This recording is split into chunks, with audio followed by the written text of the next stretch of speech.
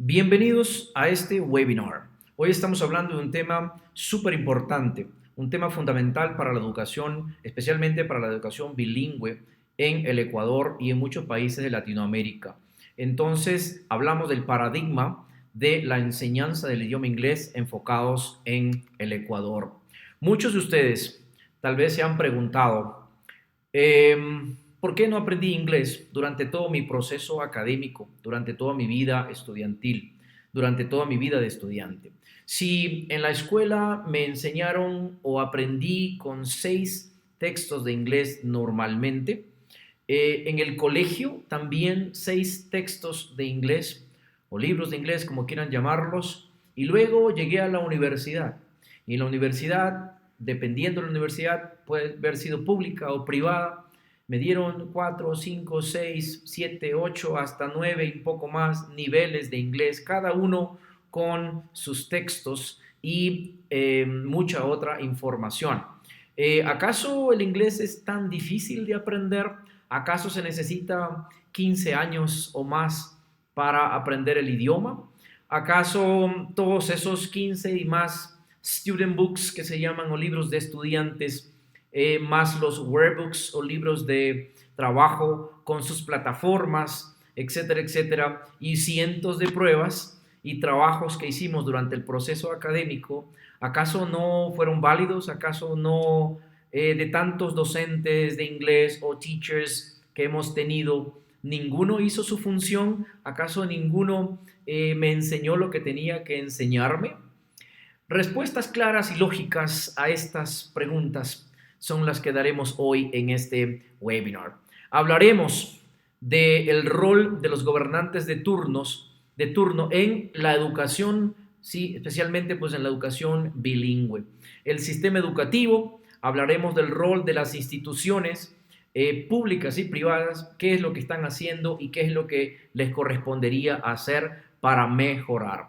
También hablaremos del rol fundamental que cumplen los estudiantes, es decir, nosotros, los padres de familias, las organizaciones que de alguna u otra manera tienen un vínculo con educación o están apoyando indirectamente o directamente a la educación. Entonces, bienvenidos a este webinar y empezamos con antecedentes.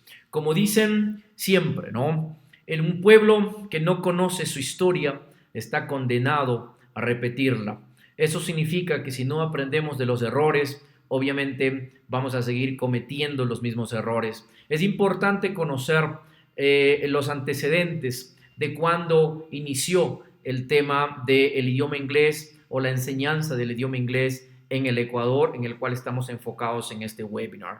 Vamos a estar conversando ahorita del tema de gobernanza educativa y ciertas reformas para que ustedes entiendan de cuánto tiempo se está enseñando inglés en el Ecuador y qué se ha hecho durante todo este proceso. Entonces tenemos aquí, por ejemplo, en el 1950, ¿sí? En el periodo de este presidente que ustedes leen acá, se hizo la introducción del idioma inglés en las escuelas y en los colegios.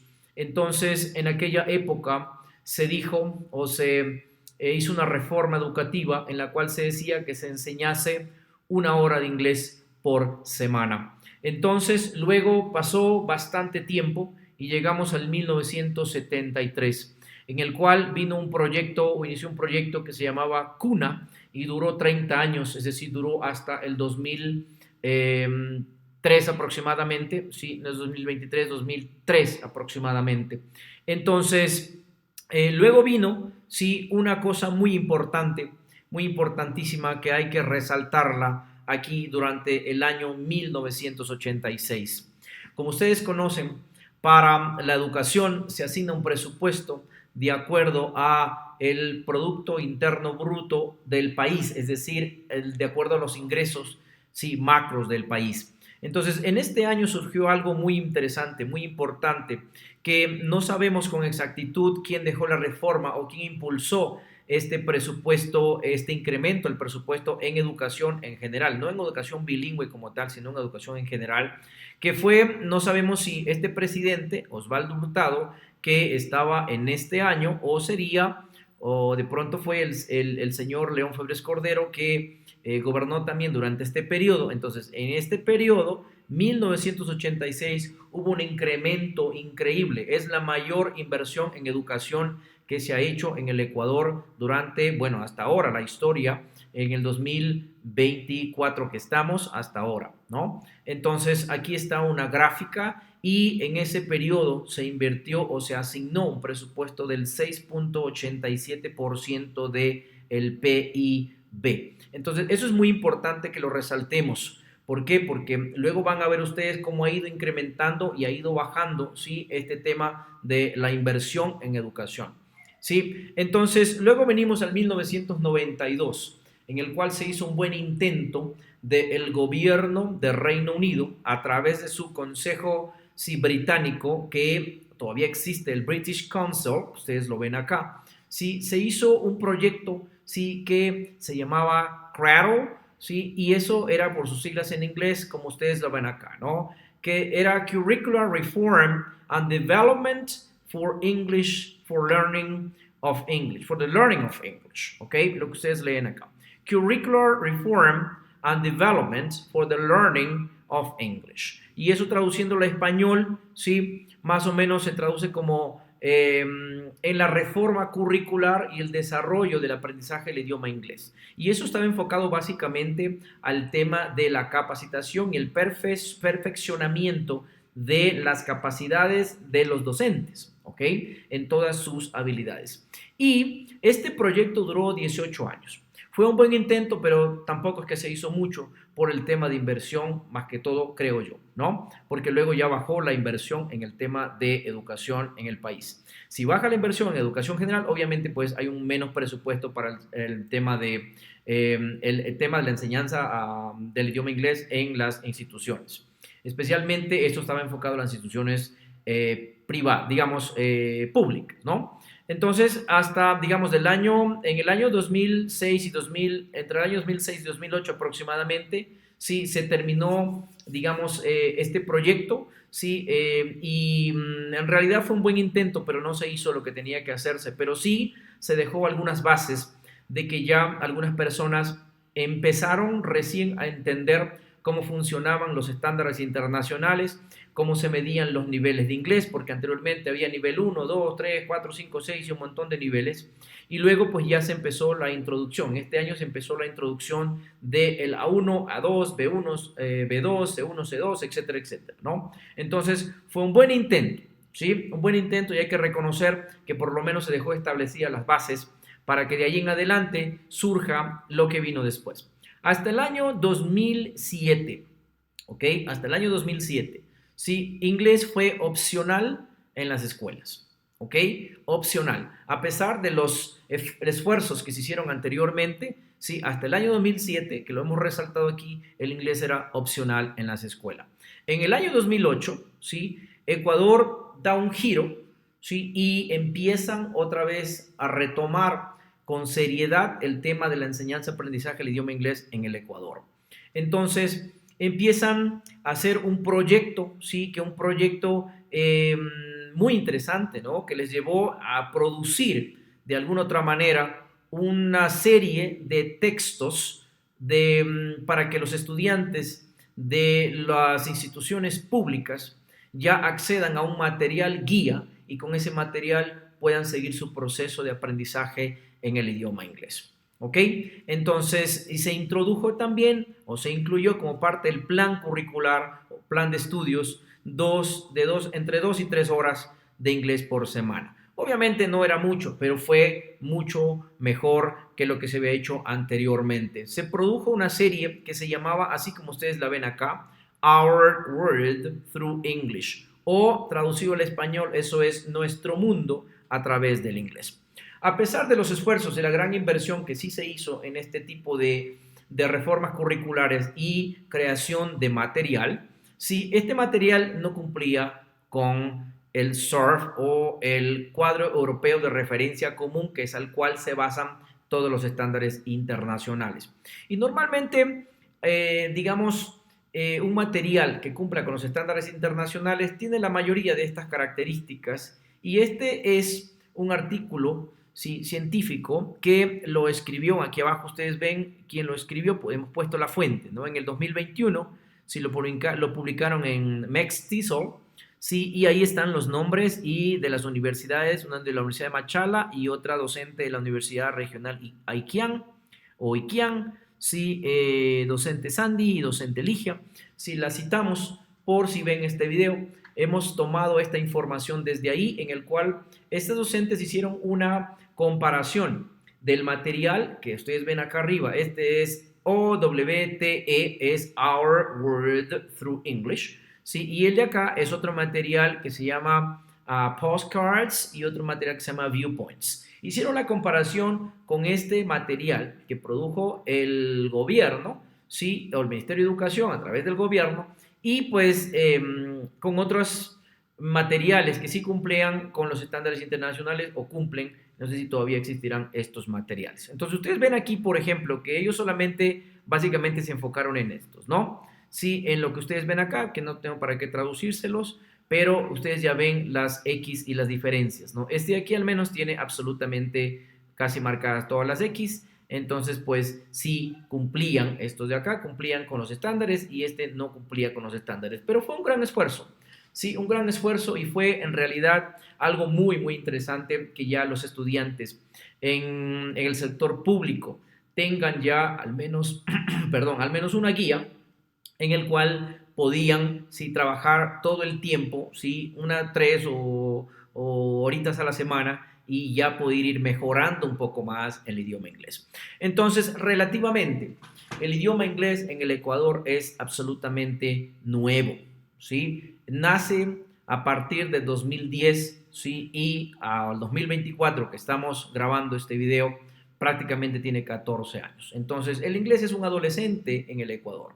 El inglés todavía no toma la fuerza que debería tomar, no es adulto todavía. Por lo tanto, los esfuerzos que han hecho estas organizaciones, el gobierno o los gobiernos anteriores, sí, que han sido pues de alguna u otra manera válidos, sí, pero pues hay mucho que hacer todavía. Y a eso vamos ahora ya de aquí en adelante, ¿no? Entonces, si hablamos que relativamente el inglés es nuevito, sí, nuevo en el país, en el Ecuador, entonces hablamos también que en el año 2010 recién se hizo, sí, una evaluación, bueno, se hicieron varias reformas y una evaluación, sí, a los docentes o a los profesores de inglés, especialmente del sector público del Ecuador, que para ver cuál era su nivel de inglés.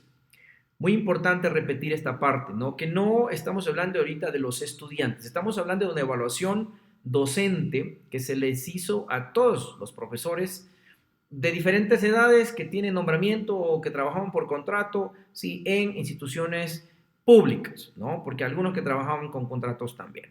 Entonces, de esa evaluación salieron varios resultados, ¿sí? Y en base a estos resultados se propusieron las mejoras. Entonces, como ustedes ven aquí, ¿sí?, el 50% de los docentes de inglés en el Ecuador alcanzó un nivel básico principiante. Es decir, un A1 más o menos, es decir, si hablamos por niveles, un nivel 1, ¿ok? Entonces, luego ya, digamos, luego otras personas alcanzaron un 45%, que es como el nivel 2, y luego pues el B1, que es como la suficiencia en inglés, alcanzaron como más o menos el 5%. Ok, las cifras exactas las buscamos porque estaban publicadas en el Ministerio de Educación, pero parece que las han descargado de la página o las han borrado.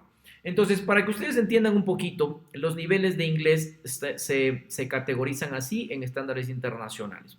El primero, que es el A1, que es beginner, es decir, súper bajo.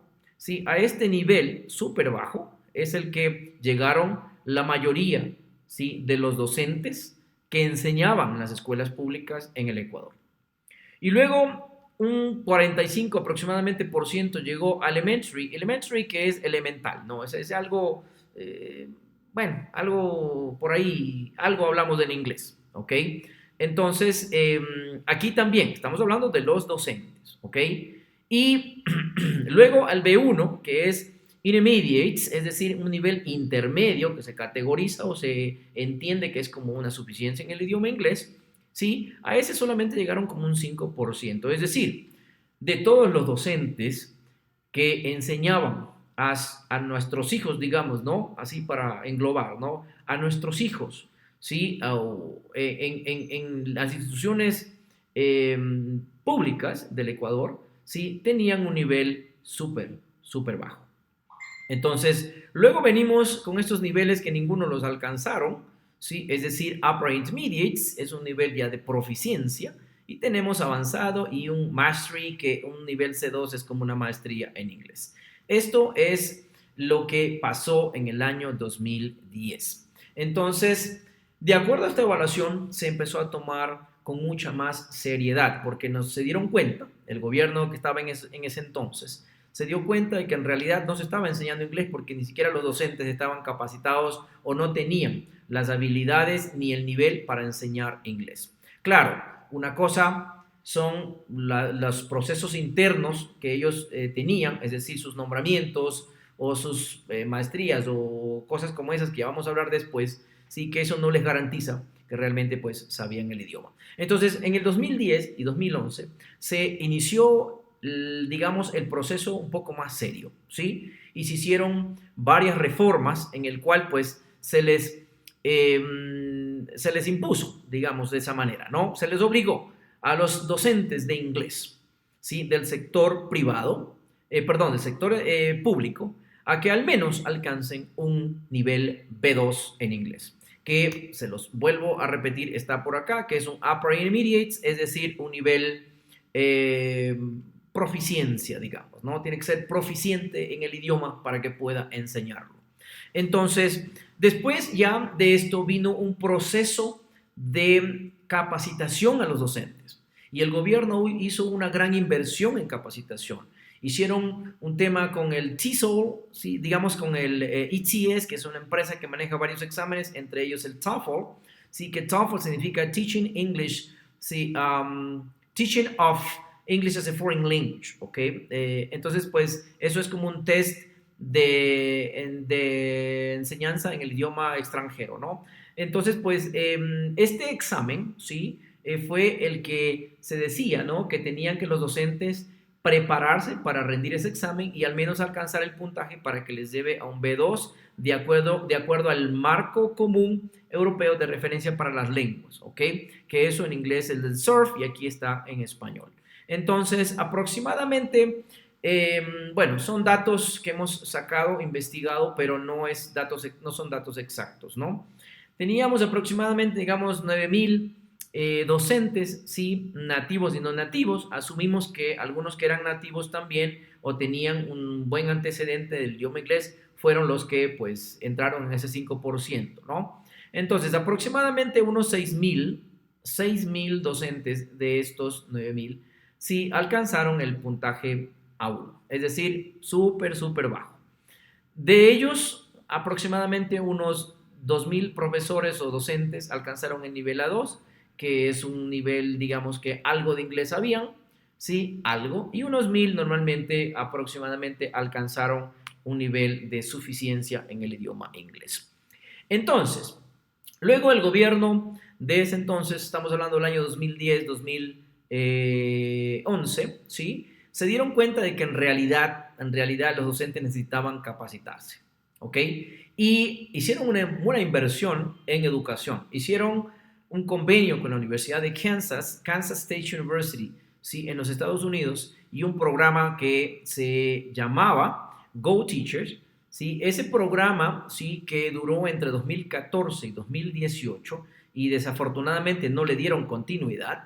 Ese programa, ¿sí? Era pues básicamente en base a los resultados que ustedes lo ven acá arriba, ¿no? Sí que, digamos, muchos docentes, ¿sí? De los que estaban, que ya nombramos las estadísticas aproximadamente, no tenían o no cumplían con con el nivel, ¿sí? Para ser docentes, a pesar de tener toda la documentación legal, las capacidades, en el idioma no las tenían.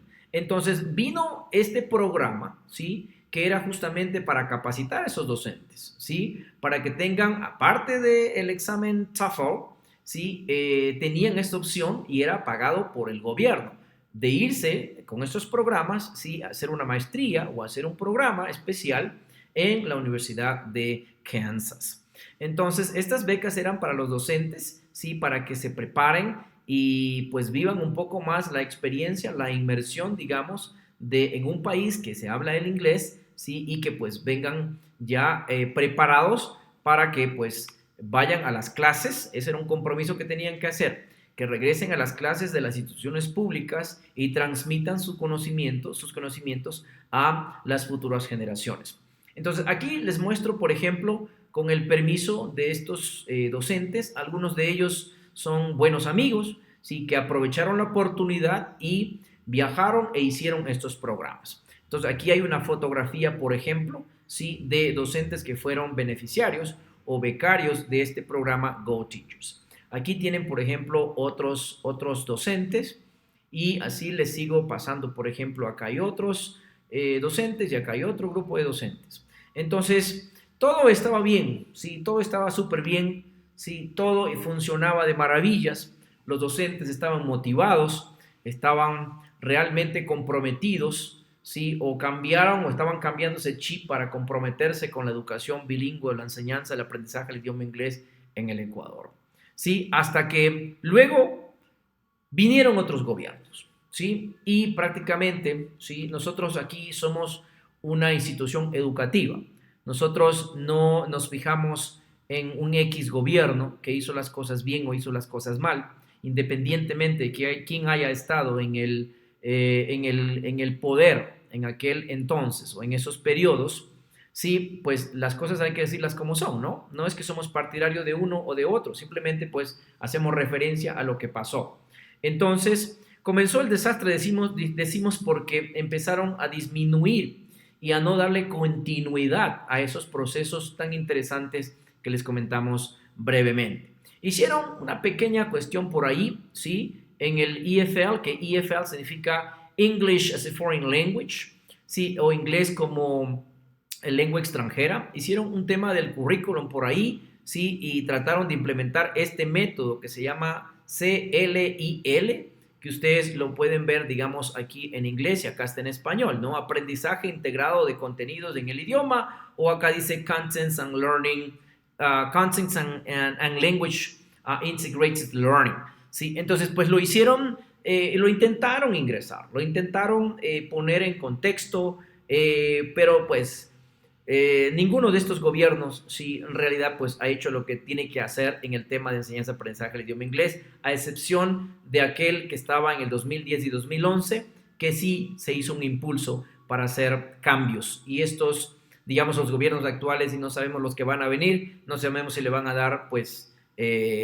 seguimiento o le van a retomar lo que ya se venía haciendo. Entonces, durante 7 años, desde el año 2017 al 2024, que estamos hoy, no se ha hecho absolutamente nada por mejorar las cosas que estaban ya iniciadas. ¿Ok? Entonces, para estos procesos educativos, la inversión en el Ecuador en educación, sí, también ha disminuido. Por lo tanto, ahí se ve la afectación que tiene también la enseñanza-aprendizaje del idioma inglés en el Ecuador, sí, que no cumple con los estándares ni tiene los recursos para hacerlos cumplir. Entonces, si hablamos, por ejemplo, de una referencia, en el año 2015, sí, recuerden lo que mencionamos anteriormente, ¿no?, que en el 1986 se hizo la mayor inversión en educación en el Ecuador. Aquí la segunda mayor inversión en el país, en el Ecuador, se ha hecho en el año 2015, que se invirtió pues 5 puntos del PIB. Y de ahí ha bajado un poco en el 2016, subió un poquito en el 2017, en el 2018 y en el 2019 empezó a caer. 2019, 2020, 2021, 2022, que son los últimos datos que pudimos conseguir, sí, ya estamos en el 2024, no sabemos si ese 3.65 del PIB se mantiene en la inversión del Ecuador o si es que la han bajado, sí, a el año que estamos, ¿no?, que ya son 2 años prácticamente. Entonces, esto es la gran referencia, sí, que hay que hacerla, porque la inversión en educación es muy, muy importante. ¿Sí? El gobierno tiene la obligación, ¿sí?, de invertir en educación, tiene su obligación, no es un privilegio, la educación no tiene nada que ver con temas de si es que lo hago o no lo hago, ¿correcto? Entonces, la educación es un derecho para todos y tienen que priorizar los recursos, independientemente del gobierno de turno, debe priorizar los recursos, sí, y obviamente pues también ahí estamos viendo que a la asamblea que existe en el Ecuador no proponen reformas para incrementar el presupuesto en educación. Al menos no hemos visto una reforma en firme que realmente pues la pongan a debate y voten. ¿Sí? ¿Voten para qué? Para que el presupuesto en educación se incremente y se pueda hacer no solamente la educación bilingüe, sino que se pueda también incrementar todo tipo de infraestructura, se pueda mejorar infraestructura, darle mantenimiento o hacer todo lo que tiene que ver con educación. Ahora, ¿por qué no lo hacen? ¿Sí? No porque el dinero no existe, ¿sí? No porque no, de pronto no sabemos si es que realmente pues no saben, ¿sí? Porque hay una cosa muy interesante que nosotros vimos en este reporte que les mostramos en pantalla, que es un reporte de EF, o la escuela EF, ¿sí?, que se llama EPI, ¿no es cierto?, que está categorizado por sectores. Y nos llamó mucho la atención, ¿sí?, mucho la atención porque si ustedes, bueno, no sé si es que se alcanza a ver, pero si ustedes leen, por ejemplo, acá, están, por ejemplo, los sectores en los cuales se habla inglés más en la parte de arriba y en los que menos se habla inglés en la parte de abajo. ¿De acuerdo? Entonces por aquí ven seguros, por ejemplo. Sí, seguros, por aquí ven, por ejemplo, construcción, sí, y ven ingeniería, ven educación, etcétera, etcétera, ¿no? Pero aquí hay algo que nos llamó la atención y por eso mostramos esto. Miren esta parte última, ¿no? Dice aquí gobierno y eso es casi nada, ¿no? Es decir, que la mayoría, digamos el 98-99% de las personas que trabajan en diferentes ministerios, secretarías y todo lo que tiene que ver con el gobierno, no hablan inglés, ¿sí? No hablan inglés. Entonces, si el gobierno, si los ministerios, si las partes de la asamblea y todas las personas, digamos, los lawmakers, las personas que trabajan en las leyes, ¿sí?, no hablan inglés, entonces no van a entender la importancia del idioma, no van a entender por qué, ¿sí?, la población debería ser educada en inglés, si ellos son los primeros en que ni siquiera lo hablan el idioma. Entonces, por eso les mostramos esta parte, porque creemos que es fundamental, ¿sí?, que se impulse primerito, ¿sí?, a que por lo menos, ¿sí?, los gobernantes de turnos estén en el área de construcción, es decir, un constructor o ingeniero en construcción habla más inglés que lo que trabaja en el gobierno, ¿sí? Entonces no lo decimos nosotros, lo hizo un reporte bastante serio de esta organización. Entonces nosotros creemos, ojalá algún rato pase, ¿sí? Creemos que debería ser obligatorio, ¿sí?, porque las relaciones internacionales de un gobierno con otros gobiernos, ¿sí?, no deben ser limitadas, tienen que ser expandir horizontes y llegar a todos los países del mundo, especialmente a los países que hablan inglés. Y con inglés no solamente podrían llegar a los países que lo hablan, sino a China, al Medio Oriente, a la India, a Euroasia, a todos los países, ¿sí?, porque la mayoría de los países está adoptando inglés como una lengua franca. Es decir, inglés es una forma de comunicarse a nivel global hoy en día, y si el gobierno realmente quiere hacer cosas buenas, quiere establecer relaciones internacionales serias que tengan un efecto positivo para el país, ¿sí?, entonces pues necesitan hablar inglés. No sé cómo se comunican los señores, ¿sí?, con otras instituciones o pares, por ejemplo, el Ministerio de Gobierno, cómo se comunica con el Ministerio de Gobierno de Nueva Zelanda, ¿sí? No lo sabemos. Sí, asumo que ponen traductores o cosas como esas, ¿no? Si es que realmente lo hacen, ¿sí? Aunque no creo pues que se comuniquen con ellos. Para eso también hacen unas funciones las embajadas y las otras organizaciones que están, digamos, como extensión de gobiernos en otros países. Aquí tienen nada más un montón de ministerios que debería, al menos las partes jerárquicas deberían hablar inglés. ¿Ok? Debería ser obligatorio también para estos personajes que ustedes van acá, o que ven acá, digamos que están a cargo de estos funciones del Estado. Es decir, embajadores, ¿sí? Hemos conocido muchos embajadores, cónsuls, y no hablan inglés. No hablan inglés y están en Estados Unidos, están en Canadá, están en países en donde su lengua, sí, uno o su lengua materna es inglés. Entonces, los encargados de negocios, ¿cómo hacen conexiones de negocios entre el Ecuador y otros países si no hablan inglés?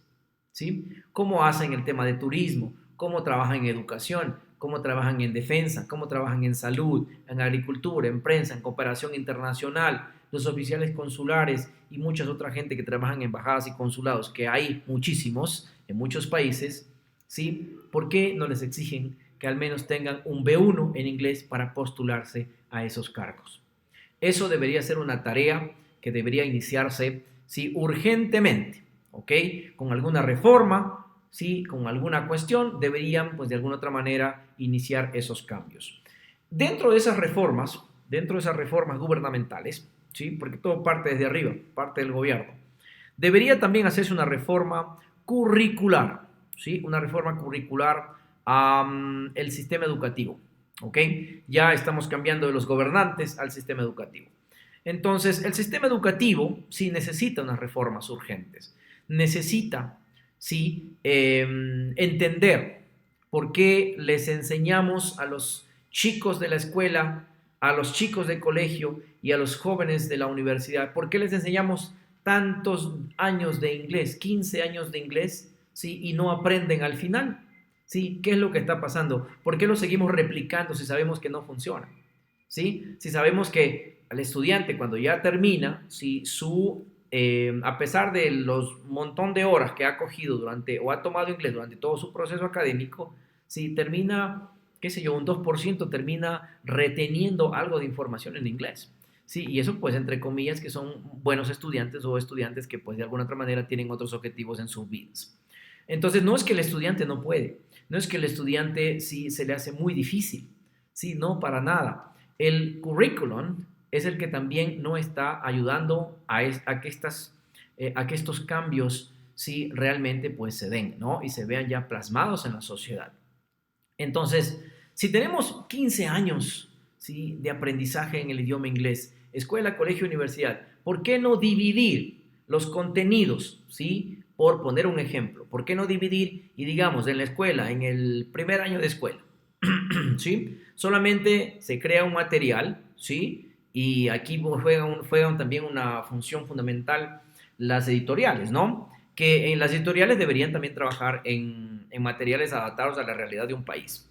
Desafortunadamente, pues la mayoría hacen un material y con ese material trabajan o lo promocionan y lo adaptan en todo el mundo, o lo adoptan en todo el mundo, y algunos docentes que no tienen las capacidades para, digamos, para ser un docente completo, llamémoslo así, ya explicamos por qué, ¿sí? Entonces, pues lo aplican el libro tal cual como si fuera para Indonesia o si fuera para la China o si fuera para Canadá. Entonces, esas son las cosas que deberían hacerse cambios urgentes, ¿ok? Por ejemplo, si hablamos de estos temas y con estos temas pasamos todo un año o todo un semestre o como le quieran llamar, en un nivel de educación en la escuela y ya el próximo año vamos a otros contenidos, ya no tenemos que estar repitiendo lo mismo. Entonces, por eso, todo el mundo se le graba el verb to be, ¿no? El verbo to be. ¿Sí? Dicen, si le preguntas en inglés, todo el mundo conoce el verbo to be.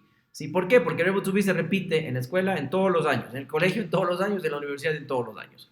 Entonces, debería hacerse un cambio profundo en esos temas. ¿Sí? Entonces, para cumplir con esos objetivos planteados, si es que en un rato se hacen, ¿sí? Para que el estudiante realmente aprenda, tiene que ponerse obligatoriamente las horas que los estándares internacionales nos dicen. Es decir, más o menos para llegar a un B1, que es una suficiencia en inglés, se necesitan 400 horas de inglés dependiendo de los antecedentes, dependiendo de muchas cosas, dependiendo del currículum, del material, del docente y obviamente pues del estudiante también.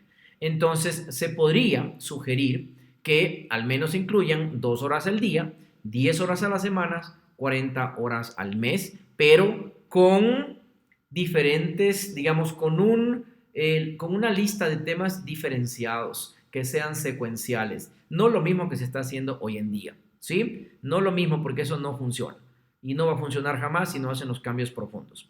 Entonces, de esta manera, creeremos que, por ejemplo, ya los jóvenes cuando ya lleguen al colegio ya estarían hablando inglés perfectamente, ¿sí? Estarían hablando inglés sin ningún problema, porque hablar inglés no es difícil. El problema está en todas estas cosas que estamos viendo que están obsoletas. Entonces, cuando ya los estudiantes lleguen a la universidad, ya llegarían a un C1 o un C2, ya tendrían un PhD en inglés o tendrían una maestría en inglés. ¿Sí? Entonces, pues para llegar a eso hay que hacer cambios profundos obligatoriamente en las instituciones públicas y privadas, y para eso es el sistema educativo. ¿Sí? Y luego viene ya la capacitación del personal. No solamente hace falta hacer los cambios curriculares. ¿Sí? Si el personal docente no cumple con un estándar mínimo para ser docente o digamos para tener las capacidades al menos en el idioma, entonces pues no vamos a llegar a ningún lado, ¿verdad? Entonces, ¿qué es lo que el docente debería hacer? Sí, creo que tenía yo por aquí algún material que puedo mostrarlo brevemente, ¿no? Aquí tenemos un texto que es un FCE de Cambridge, un examen de Cambridge que se llama First Certificate, ¿sí? Of English. Es un B2, ¿ok? Puede ser también un B1, ¿no? Sí, pero como remostramos anteriormente, un docente hoy en día pues, necesita un B2 para ser parte del sector público, ¿sí? Y también muchas instituciones del sector privado están exigiendo un B2. Esto le dice al docente que tiene las capacidades en el idioma, ¿ok? Claros, ¿verdad? Las capacidades en el idioma. Entonces, muchos, casi todos ya consiguen su B2 en habilidades y se quedan ahí. ¿De acuerdo? Y ahí viene el otro gran error, de que no estamos adquiriendo las otras capacidades que un docente necesita para ser un profesor, como se dice, bueno, digámosle un buen profesor, ¿ok? Para ser un buen profesor, ¿de acuerdo? Entonces, de ahí ya vienen otros exámenes que también vamos a mostrar por aquí para, no es que estamos promocionando estos exámenes, simplemente pues son exámenes que ya personalmente los he tomado y sé que funcionan y sé que nos ayudan muchísimo a la labor de la docencia. Este es otro examen que se llama TKT, Teaching Knowledge Test, ¿sí? O un test de conocimiento en enseñanza del idioma inglés. Sí, es un libro pequeño. Este examen me parece, ya ni recuerdo cuándo lo hice, pero me parece que lo hice en el 2006, ¿sí? Y estamos en el 2024, ¿de acuerdo? Entonces, este examen, esto, ¿sí? Les va a enseñar, ¿sí? Muchas cosas que ustedes pueden revisar en línea, ¿no? Muchas cosas que ustedes no las encuentran normalmente en los libros comunes. Aquí se enseña acerca de motivación, se enseña, por ejemplo, las características del aprendizaje, se enseña inteligencias múltiples, se enseña cómo corregir, cómo hacer los movimientos en clases a los estudiantes, cómo el estudiante debería, sí, digamos, cómo al estudiante se le debería enseñar las habilidades receptivas y las habilidades productivas. ¿Cuáles son los tipos de readings o los tipos de lecturas que existen? Los tipos de writings. ¿Qué es un fluent speaker? ¿Qué es un...? Bueno, hay un sinnúmero de cosas que normalmente no se aprenden en otros textos o en otros cursos. Y luego viene la tecnología. La tecnología que es fundamental hoy en día. ¿Sí? En un mundo globalizado y tecnologizado necesitamos aprender tecnología. Un docente sin tecnología es una mesa de tres patas. Guste a quien le guste, así es la realidad.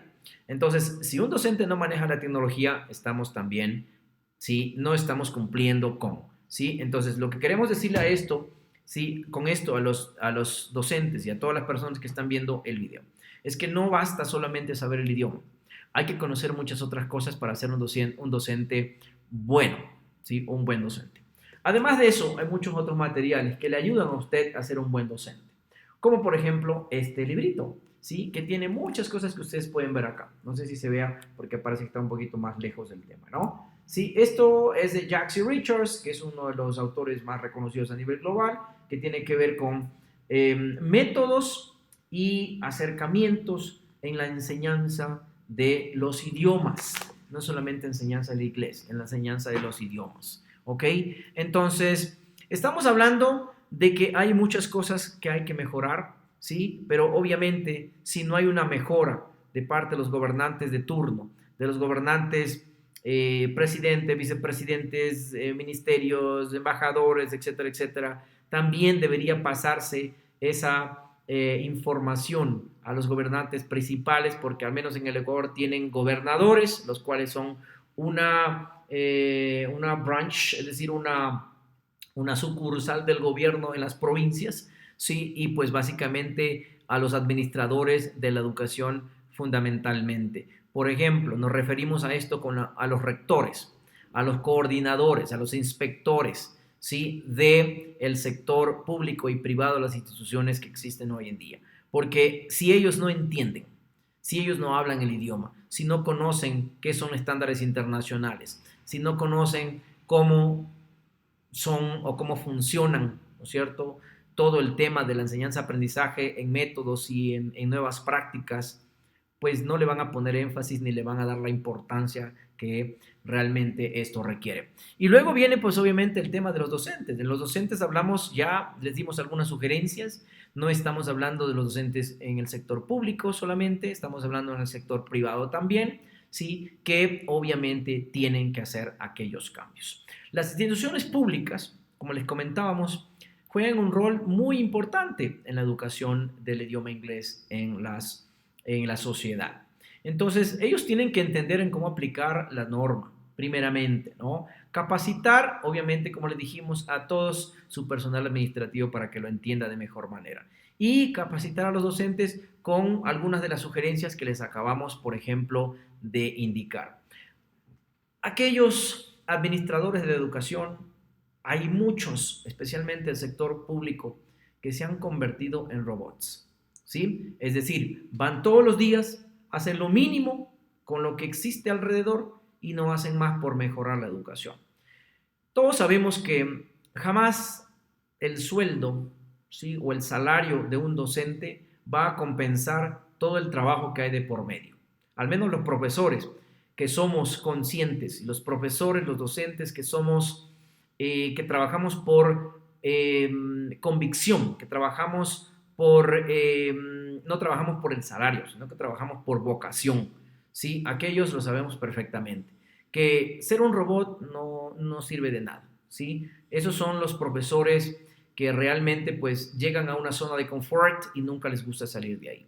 Desafortunadamente, muchos y con mucha tristeza, ¿sí? Se los digo acá, ¿no? Muchos de mis estudiantes que estudiaron para ser docentes de inglés, ¿sí?, que ya están en muchas instituciones, ¿ok?, dando clases de inglés, eran buenos estudiantes en la universidad, en la carrera de inglés. Se graduaron, se quedaron en su zona de confort y hoy son robots. Son docentes que básicamente hacen lo mínimo con lo que tienen porque se ajustaron a ese sistema, ¿sí?, obsoleto que tienen las instituciones públicas y privadas, ¿sí? Públicas y privadas. No porque son instituciones privadas creemos que el inglés ya es mejor. Hay instituciones incluso que se dicen que son instituciones bilingües, entre comillas, pero ¿en dónde están los bilingües que sacan a la sociedad? Si hay muchas instituciones que dicen que somos institución bilingüe, X institución bilingüe, ¿sí?, y que les enseñan un montón de horas de inglés y un montón de cosas. Entonces, si nosotros no vemos reflejados los resultados en nuestra sociedad, entonces tampoco funciona, solamente son nombres, ¿ok? Aquellas instituciones públicas y privadas tienen que ajustarse y aplicar las nuevas metodologías en base a las inteligencias múltiples, que son una de las cosas fundamentales, ¿ok? Multiple intelligences, ¿sí? Inteligencias múltiples tiene que ser aplicada hoy en día en todos los niveles de educación del país, ¿sí?, del Ecuador.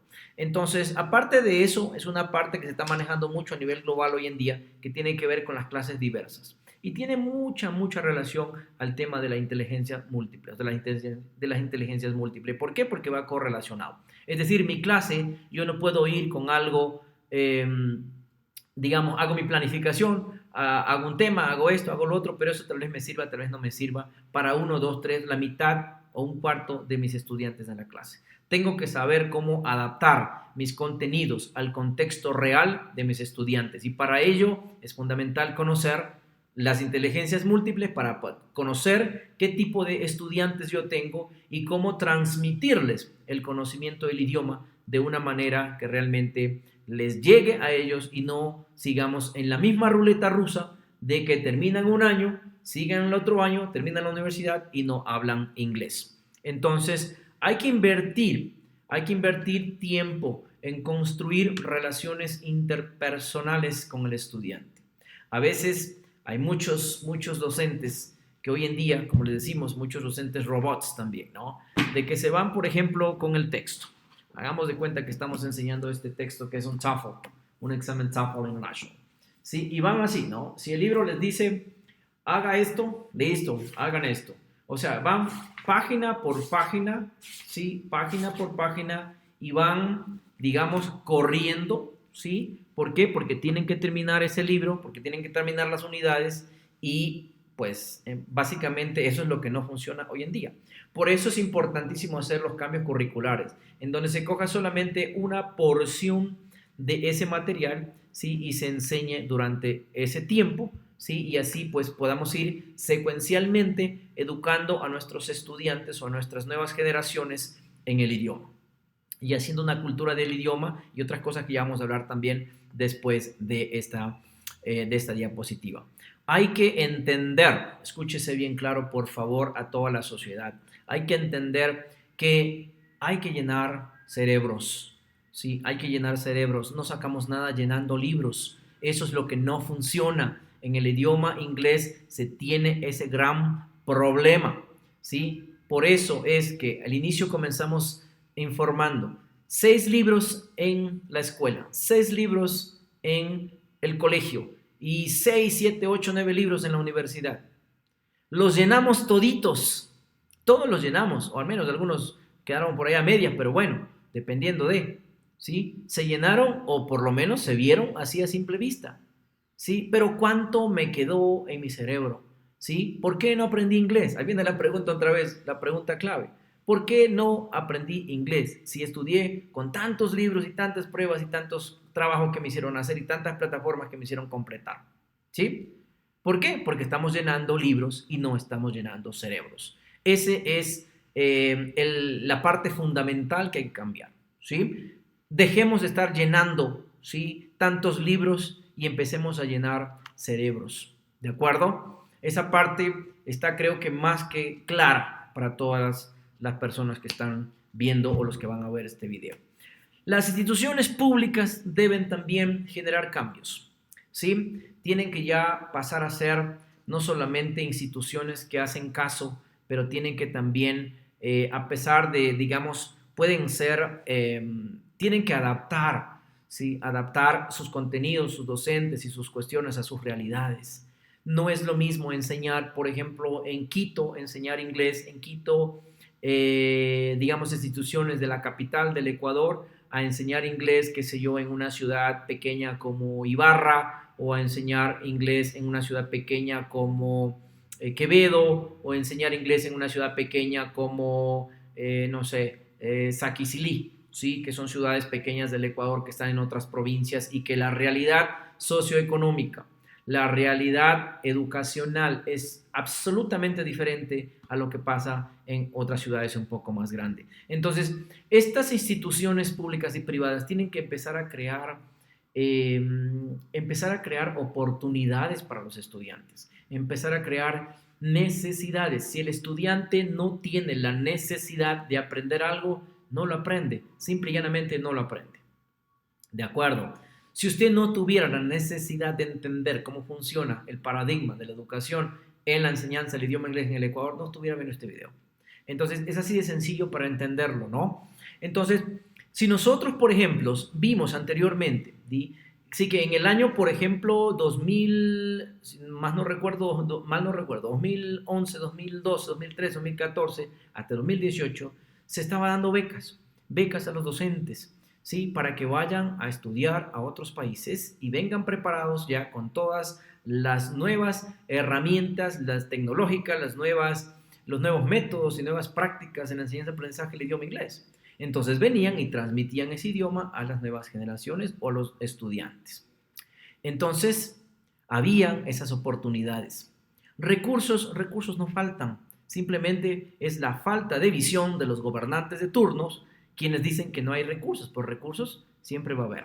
Y ahí está la tarea para los gobernantes de turno. Si es que acaso les están recortando, ¿sí?, el presupuesto en educación, bueno, entonces ahí tienen un tema fundamental, un tema muy importante. Si realmente les interesa que su pueblo, que su país salga adelante, de aquí en varios años tienen que invertirle más en educación. Entonces, si en aquella época también que mencionamos anteriormente, también se estaba dando ciertas becas a estudiantes para que vayan a estudiar en universidades del extranjero, ¿sí? Especialmente en universidades de Estados Unidos, de Canadá, de Inglaterra, de Nueva Zelanda, algunos que se fueron también para Tokio, ¿sí? Se daba esas becas, pero para el 99.9% de los postulantes que quieren irse a estudiar a una universidad del extranjero, una carrera de pregrado o una maestría o un PhD, necesitan hablar inglés. Si yo quiero acceder a una beca, ¿sí?, que me paguen una maestría para irme al MIT, para irme a Harvard, a Berkeley, a Yale, a Washington University o a Rice University o a cualquier universidad del mundo, ¿sí? Entonces yo necesito aprobar un examen TOEFL, un examen IELTS o cualquier examen porque la universidad me lo exige. No necesito tener un papel que me diga que yo tengo suficiencia, que tengo B1, que tengo B2. Necesito saber el idioma porque las clases me las van a transmitir en ese idioma que es inglés. Y si yo no hablo el idioma, obviamente pues no voy a poder poner atención, ni siquiera me van a aceptar en mi postulación porque no estoy hablando de un idioma real, ¿no? Estoy diciendo solamente que en un papel tengo. El papel no habla de los idiomas, ¿no? Uno es el que tienen que adquirir los conocimientos para poder ponerlos en contexto. Entonces, esas son las necesidades, las oportunidades que deberían crear instituciones públicas y privadas. Luego viene darle sostenibilidad a estos proyectos. ¿Por qué no se sostuvo esos proyectos que estaban bien encaminados? Ese convenio que se hizo con la Universidad de Kansas, esas becas que tenían, ¿por qué no se hicieron? ¿Sí? ¿Por qué no se hicieron? Miren, como dijimos anteriormente, esto es netamente educativo, pero es imposible desvincular el tema político con el tema educativo, porque desafortunadamente, pues, los políticos son los que tienen que aprobar los presupuestos educativos. Entonces tenemos que mencionarlo. Recientemente hubo una consulta, sí, innecesaria para mi parecer, en el Ecuador, en donde se preguntó varias cosas, sí, pero jamás se preguntó si quieren incrementar el presupuesto en educación o si quieren que realmente se hagan reformas educativas en la enseñanza y aprendizaje del idioma inglés, que era mucho más importante que otras preguntas que hicieron en un referéndum y una consulta popular. Se gastaron, decimos, porque no es una inversión, ese dinero no regresa por ningún lado. Se gastaron 72 millones de dólares en esa consulta innecesaria. Imagínense ustedes cuántas becas pudieron dar a docentes y a estudiantes con 72 millones de dólares para que se vayan a estudiar a universidades en diferentes países. Ahí les dejo la tarea para que hagan ciertos cálculos. Entonces, ¿qué es lo que pasa? Dinero no hace falta. Hace falta la visión, hace falta cambiar ese chip obsoleto que ya existe y enfocarse, ¿sí?, y enfocarse en el futuro de las nuevas generaciones. Si no nos enfocamos ahí, si no tomamos una decisión coherente, no vamos a hacer cambios profundos en la educación y tampoco pues en la educación bilingüe del país. Y eso tiene muchísimo, muchísimo que ver con los gobernantes de turno. Por eso es importante que la sociedad se informe bien cuando de alguna otra manera pues le llaman a elecciones, tiene que votar por alguien que realmente tenga esas capacidades de poder tomar decisiones no solamente en una área, sino en una de las áreas más importantes, que es la área educativa. Crear las oportunidades, sí, es muy, muy importante, muy, muy importante. Olvídense de esto que tienen ahorita como lengua extranjera. Esto es para las instituciones públicas. Si tienen un currículum, ¿sí?, que muchos de ustedes ya lo han de haber visto, ¿no? Dicen ellos que aquí tienen un usuario pre-básico, un usuario básico y tienen a un usuario independiente. Aquí tienen A1, A1, A2, B1, que entre comillas, ¿sí?, los estudiantes ya de tercero de bachillerato, que aquí lo ven tercero de bachillerato, ya estarían alcanzando un B1. ¿Ok? Eso es lo que dice el papel. Eso es lo que dice el recuadro, que lo han estructurado bien bonito. Pero en la práctica, si el estudiante realmente de tercero de bachillerato ya saliera con B1, entonces ¿para qué va a estudiar inglés a la universidad? O a la universidad debería ir a recibir lo que se llama ESP en inglés, o English for Specific Purposes, o inglés para propósitos específicos. Eso es lo que tiene que ver con matemáticas en inglés, ciencias en inglés, geografía en inglés, ciencias de la computación en inglés, medicina en inglés. Sí, eso es ESP o English for Specific Purposes. Eso es lo que deberían ir a hacer ya los estudiantes cuando van a la universidad, pero no es la realidad. Todos sabemos que no es la realidad. Los estudiantes llegan a la universidad y van a primer nivel de inglés. Van otra vez con el verbo to be y van otra vez a aprender 1, 2, 3, 4 y los niveles que tenga esa universidad estructurado. Entonces, en papel se puede decir lo que sea, pero en la realidad es otra. ¿Sí? La realidad es otra. Entonces, seguimos por aquí. Les queremos mostrar hoy en día que esas, digamos, todas esas propuestas que están en papeles, si no se ven reflejadas en la realidad socioeconómica, en la realidad de la educación del país Ecuador. Entonces, estamos, por ejemplo, con este reporte, ¿sí? Que este reporte básicamente lo que dice es en qué países, ¿sí? El idioma inglés es más fuerte o es más alto, ¿sí? Y aquí tenemos, por ejemplo, desde el 1 hasta ciertos números que están por ahí, ¿verdad? Entonces, número 1, ustedes ven Países Bajos, ¿sí? Y ahí ven todos estos países que están acá, que es donde más inglés se habla, ¿no? Tenemos Singapur, que es una isla muy pequeña, que la han de ver ya ustedes revisado previamente, o si no la conocen, revísenla, ¿no? Singapur, número 2 en el mundo, ¿sí? Singapur. Luego viene Austria, Dinamarca, Noruega, Suecia, Bélgica, Portugal, Sudáfrica, Alemania, Croacia y Grecia, me parece que es el que está ahí, ¿no? Y siguen así. Estos son dominio alto, esto es muy alto, dominio moderado, estos que están con verde, y este es dominio bajo. Estamos hablando del país, ¿verdad? Dominio bajo, ¿ok? Bajo, ¿ok? Y aquí están los que están en el dominio bajo, ¿no? Está Pakistán, Líbano, Sri Lanka y otros países que están por ahí. Ahora, vamos a ver el caso del Ecuador, ¿ok? Miren estos que están catalogados por acá, ¿sí? Que ya casi que entran en el súper bajo, ¿no? Lo que pasa es que debería el Ecuador estar acá, en los dominio muy bajo. ¿Por qué? Porque esta información de este reporte lo revisamos y lo analizamos. Básicamente se hizo solamente en Quito. Y como les mencionábamos básicamente anteriormente, que la realidad de Quito es muy diferente a las realidades de otras ciudades, otras provincias. Entonces, si hablamos que en el Ecuador está en el puesto 80, solamente es en base a Quito. Si harían, que ya lo vamos a mostrar más adelante, creo que sí está esa información, si harían una recategorización, pues caería en el idioma, digamos, en el que tiene nivel súper bajo. Que en realidad eso creo que es la realidad como tal en el país, ¿no? A ver, aquí tenemos, por ejemplo, Ecuador en el puesto 80, ¿sí? Pero ustedes ven, por ejemplo, acá, ¿sí? Bueno, está en el puesto X de Latinoamérica, etcétera, etcétera. Y aquí están las provincias que, de acuerdo a este reporte, que fue 2023, ¿sí? Que se hizo, ¿no? Entonces, pues vemos, por ejemplo, aquí Pichincha con 512 puntos, ¿sí? Más o menos. Sí, estamos hablando por acá Azuay, Chimborazo, bueno, las provincias, ¿no? Sí, las provincias. Aquí están las ciudades.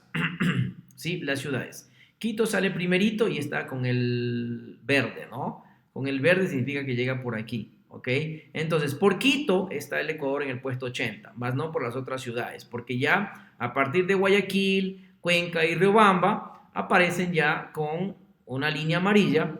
Y también tenemos ya Ambato, Loja, Ibarra, Manta, Latacunga, Santo Domingo, que aparecen con una línea roja que significa very low, súper, súper bajo. Aquí está, que es súper bajo. Y este de acá, Guayaquil, los otros son bajo y los otros son solamente intermedio. ¿De acuerdo? Entonces, aquí vemos la realidad que pues obviamente es totalmente diferente. Una cosa interesante también que les mostramos aquí, sí, que es muy, muy interesante, ¿no? Muy interesante. Esto es las edades de las personas que están hablando inglés digamos, actualmente o que hablan inglés actualmente, ¿no? Y ustedes ven por aquí, por ejemplo, sí, que entre 18 y 20 años, miren la línea, ¿no? 18 y 20 años, sí, de hecho va bajando. Es decir, que las personas que están entre 18 y 20 años, sí, no les interesa hablar inglés, sí, básicamente, sí, no les interesa, no quieren hablar inglés, hacen inglés por obligación, por cumplir con sus requisitos, pero no porque realmente lo necesitan. Luego vamos entre una edad de 20, 21 y 25, sí, un poquito más, un poquito más. Las edades entre 26 y 30, ¿sí? Se mantiene baja, ¿sí? Un poco también, pero esto es lo más interesante, ¿no? De que las personas que están entre las edades de 31 y 40 años va subiendo, ¿ok? Va subiendo. Entonces nosotros lo interpretamos de alguna manera que decimos, bueno, si ya pasaste toda tu vida estudiantil, ¿sí? Te graduaste, entraste a un trabajo, probablemente, ¿sí? Probablemente te están pidiendo inglés en tu trabajo, probablemente quieres aplicar para una multinacional o probablemente ya estás cambiando el chip y te estás dando cuenta de que hoy en día un profesional sin tecnología y sin idiomas no puede ser competitivo en un mundo globalizado e interconectado. Es muy probablemente que sea esa la razón por cual nosotros estamos viendo acá. E incluso si más de 41 años también ya tienen tendencia a estudiar más inglés. Pero ¿para qué esperar llegar a 40 años o 41 años si puedes hacerlo cuando tienes 14, 15 o 20 años? ¿Sí? ¿Para qué esperar 20 años? Ahí está el chip que tenemos que sacarlo, ¿sí? Y tenemos que empezar ya a cambiar, ¿ok? Esta es una franja nada más de hombres y mujeres, que básicamente los hombres dan un poquito más que las mujeres, pero no hay muchas las diferencias por ahí. Ahora, me tomo un poquito de agua por aquí, ¿sí? Porque estamos hablando ya bastante de este tema, ¿no? Y para que vean que todo es natural y no es nada de pregrabado ni aprendido. ¿Correcto? Entonces, aquí tienen algo de las instituciones privadas que ya les voy a explicar brevemente en unos segundos.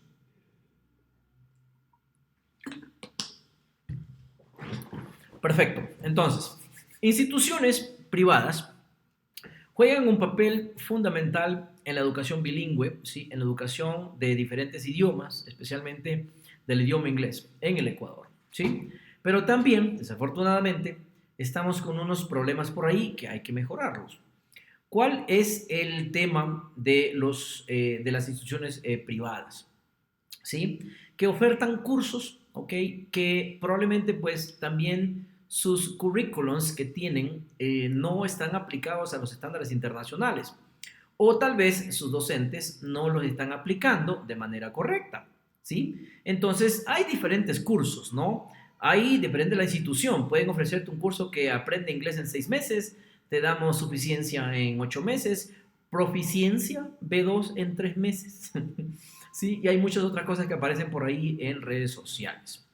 Ahora, si no hay un currículum, si no hay una secuencia de contenidos, obviamente no lo van a llevar a donde tienen que llevarlos a los estudiantes. Porque si realmente las instituciones privadas estuvieran haciendo la labor que tienen que hacer, tuviéramos muchísimas personas bilingües y esas estadísticas estuvieran mucho mejores. ¿Por qué? Porque hubiera muchísima gente que hablaría inglés en la sociedad. Entonces, tampoco está funcionando, ¿verdad? No están funcionando. Capacitación al capital humano, personal administrativo. No importa que el dueño de la institución no hable inglés, debería hablar inglés para entender. Pero si no habla, consiga a alguien que hable inglés o que entienda el sistema educativo bilingüe para que le guíe y le asesore en el proceso. ¿Por qué? Porque hay muchas instituciones privadas de mucha gente que tienen solamente, son empresarios que se ponen un instituto de inglés y luego pues ya empiezan a hacer recursos con esa institución. ¿Sí? Administradores de educación, de eso mismo es lo que hablamos, ¿sí? Los docentes. Y una cosa importante que lo decimos aquí sin ningún problema. No les mientan, no les mientan a los postulantes, no les mientan a la sociedad, no le mientan a los estudiantes, no le mientan a los padres de familias, ¿sí? Sean honestos, no confundan negocio con educación, las dos van de la mano, ¿sí? Negocio y educación van de la mano, no solamente se enfocan en el negocio y dejan la educación de un lado, ¿sí? Lo bueno fuera que se enfocaran solamente en la educación, pero entonces no habría negocio. ¿Estamos? Entonces, no les mientan, no les digan que $35 al mes cuesta el curso, no les digan que obtienen el B1 en 2 o en 3 meses, no les digan que tienen profesores nativos, ¿sí? Los cuales son profesores que vienen de Rusia, o profesores que vienen de Ucrania, o profesores que vienen qué sé yo, no sé, de Benín, profesores que vienen de Botsuana, ¿sí? Que adoptaron el inglés como una segunda lengua, ¿sí? Algunos lucen gringos, ¿sí? Pero en realidad no son profesores nativos. Y digamos, los padres de familias y los estudiantes, como desconocen también el proceso y el tema, entonces se dejan confundir y creen que por irse a esta institución que ya tienen profesores nativos, entre comillas, van a aprender más inglés o más rápido inglés. Eso no es bien. Sí, eso no está bien. Entonces, hay muchos, incluso de Estados Unidos, de Australia, ¿sí? De Reino Unido, de Canadá, de los países que hablan inglés, ¿sí? Que se llaman LEP. Eso se llama Less English Proficiency o Prominence o alguna cosa como esta es, pero está diciendo que son illiterates. Illiterate significa analfabetos. ¿Sí? Analfabetos en su idioma. ¿Sí? No porque se vean así o porque hablen el idioma significa que ya lo pueden enseñar o lo pueden transmitir. Eso es una realidad que a veces incluso muchos colegios particulares traen o adoptan o contratan, ¿sí? A gringos, entre comillas, para hacer promoción de sus instituciones. No está mal si lo vemos desde el punto de vista de promoción y publicidad para sus negocios, pero no se olviden de la educación, ¿ok? Entonces, eso, digamos, no tenemos por qué negar, sí, que realmente, pues, existe, sí, ese tipo de situaciones, ¿no? Ahora, aquí viene una parte importantísima, una parte fundamental que nosotros tenemos que realmente, como se dice en inglés, put a finger into it. Es decir, poner el dedo en la llaga, ¿sí? Y realmente pues hacer que la sociedad entienda que estas cosas no deberían ser de esa manera. Para ser un excelente docente o un excelente teacher, como le llaman la mayoría de jóvenes, ¿sí? De inglés, no se necesita hacer un PhD, no se necesita tener 10 maestrías y cuantos posgrados y un montón de cosas, ¿sí? No se necesita. Y aquí le hemos puesto algo, ¿sí? Que decimos, los certificados no hablan inglés, ¿ok? A eso nos referimos, aunque digamos que ya previamente ustedes vieron con las estadísticas claras de esa información pública de que los docentes con muchas maestrías, con incluso algunos con PhD y un montón de cosas, les tomaron una evaluación de inglés y sacaron un A1 y un A2. Unos pocos sacaron un B1. ¿Qué significa eso? Que usted puede haber hecho una maestría, un PhD, en lo que sea, puede tener un certificado hermoso que le diga que tiene un B2 o un C1, un B1 en inglés, pero si usted no puede comunicarse, si no puede entender el idioma, si no puede hablar, si no puede escribir algo, si no puede leer algo, entonces solo lo tiene en papel y el papel no va a hacer las funciones suyas, no le va el papel no le va a hablar cuando usted vaya a una entrevista, cuando usted tenga que escribir un reporte en inglés, el papel no lo va a hacer por usted. ¿De acuerdo? Entonces, ya estamos a este momento hablando del rol de los docentes, del rol del profesor, del teacher, ¿sí? El rol que debe cumplir en la sociedad, especialmente aquellos que son especializados o estudiaron alguna vez para ser docentes del idioma inglés. Hoy en día, el título de tercer nivel, ingeniería, ya no es como muy, digamos, ya es como el básico, ¿no? Es decir, la uno, ya es como el inicio de su carrera en la vida profesional, ¿verdad? Hoy en día ya las maestrías o un título de cuarto nivel se considera como ya, digamos, un profesional o un docente ya de alguna otra manera, ¿no? Y pues ya algunos adoptan o siguen un PhD, etcétera, etcétera, que ahorita lo hacen en 3 años, 4 años, dependiendo de la universidad. Y una maestría la pueden hacer en un año o a veces en 2 años, dependiendo de la universidad y el programa, ¿sí? Y van cumpliendo con esos escalafones o con esa escalerita, ¿sí?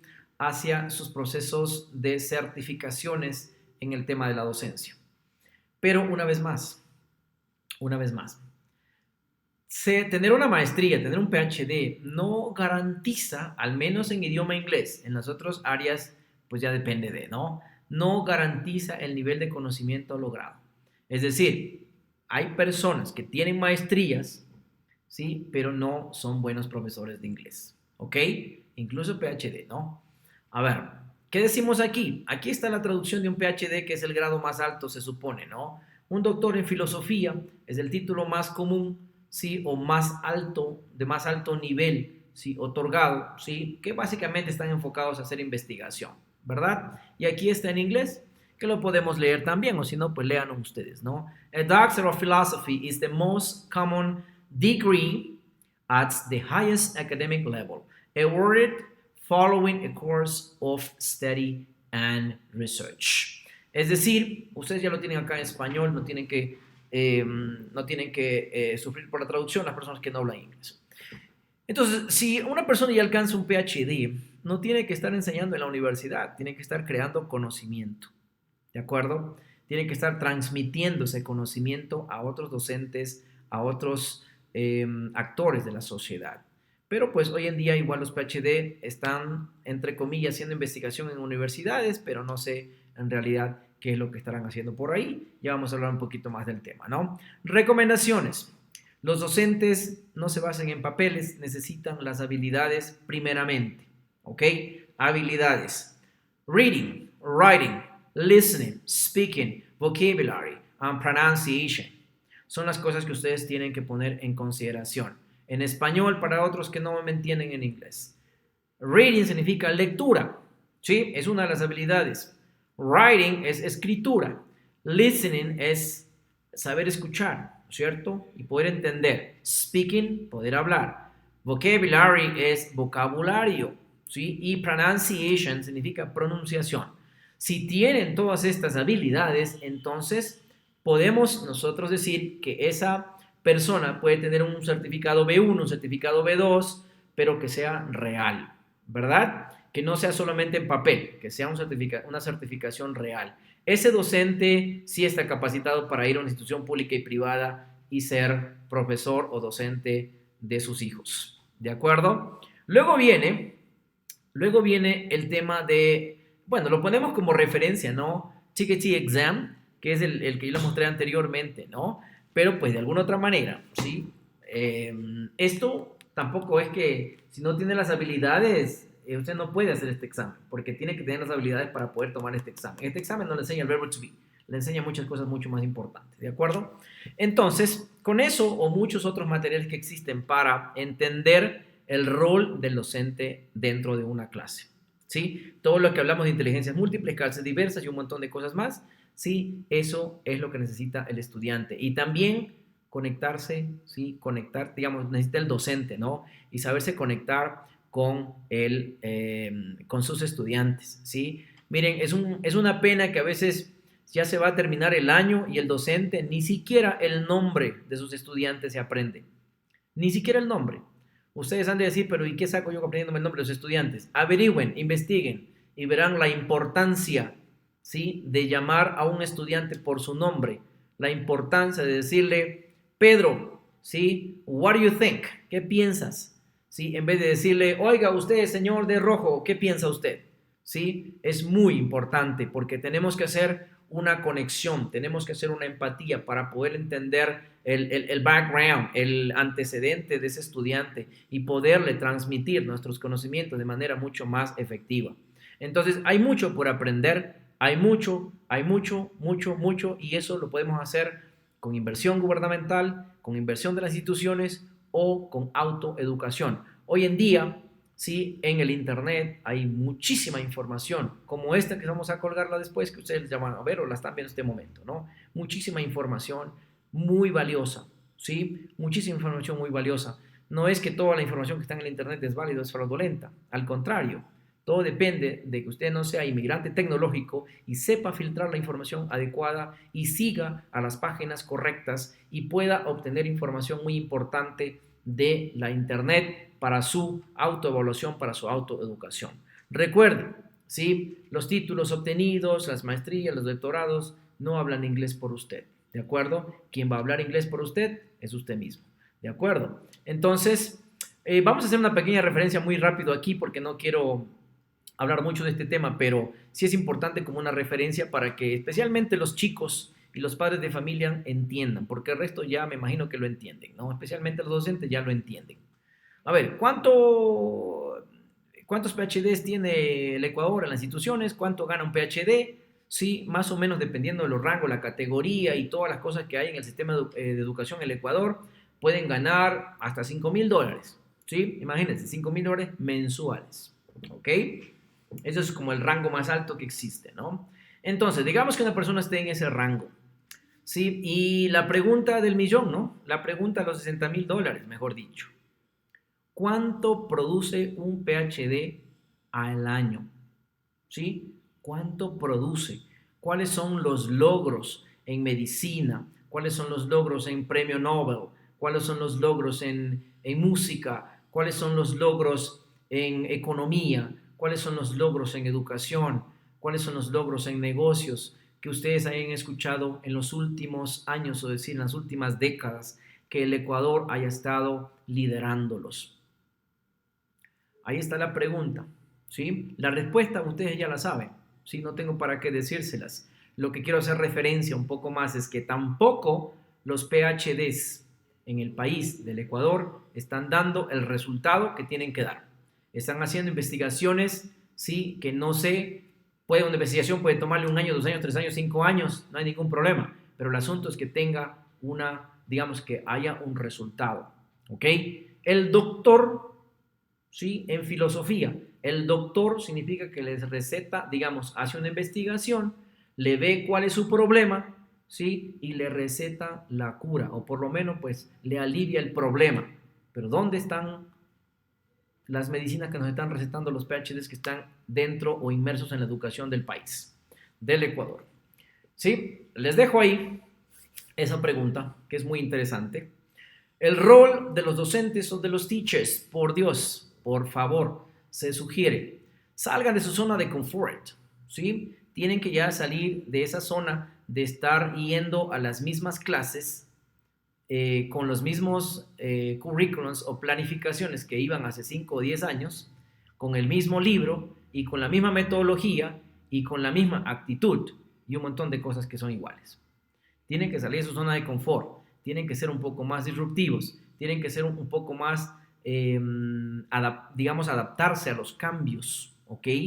Tienen que ser más humildes, porque algunos como ya tienen maestrías, como ya tienen PhD, y aquí es en donde los estudiantes me van a dar la razón, ¿sí? Muchos tienen PhDs y maestría, ya se creen lo saben todos, y creen que por tener maestría o PhD no pueden ser corregidos, y que ellos son los únicos dueños de la verdad. Y si yo digo que digamos que se pronuncia que el verbo pasado del verbo sí, que es mirar, se pronuncia sao, ¿sí? Pues el estudiante tiene que repetir sao y tiene que hacer caso que yo digo que es sao porque soy PhD o soy máster, ¿sí? No sé, ¿sí? No sé. Ustedes saben, los que hablan inglés, saben a qué me refiero, que no se pronuncia sao, ¿sí? Entonces, tener la responsabilidad social. ¿Ok? ¿Por qué? Porque les mencionaba anteriormente que el docente hoy en día, nosotros como docentes no trabajamos por el salario, trabajamos por convicción, trabajamos por vocación. Obviamente que si nos dan un mejor salario vamos a hacer un mejor trabajo, obvio, pero ahí viene la corresponsabilidad también del gobierno. Si nosotros como gremio o como sociedad no exigimos sí, que se incremente el presupuesto del Estado en la educación, nunca nos van a subir el salario ni van a mejorar los sistemas educativos y consecuentemente la cadena que sigue. ¿De acuerdo? Capacitación permanente también viene por el mismo tema. Autoeducación es fundamental para la actualización de estrategias y métodos que ya no debemos aplicar lo que se hacía hace mucho tiempo.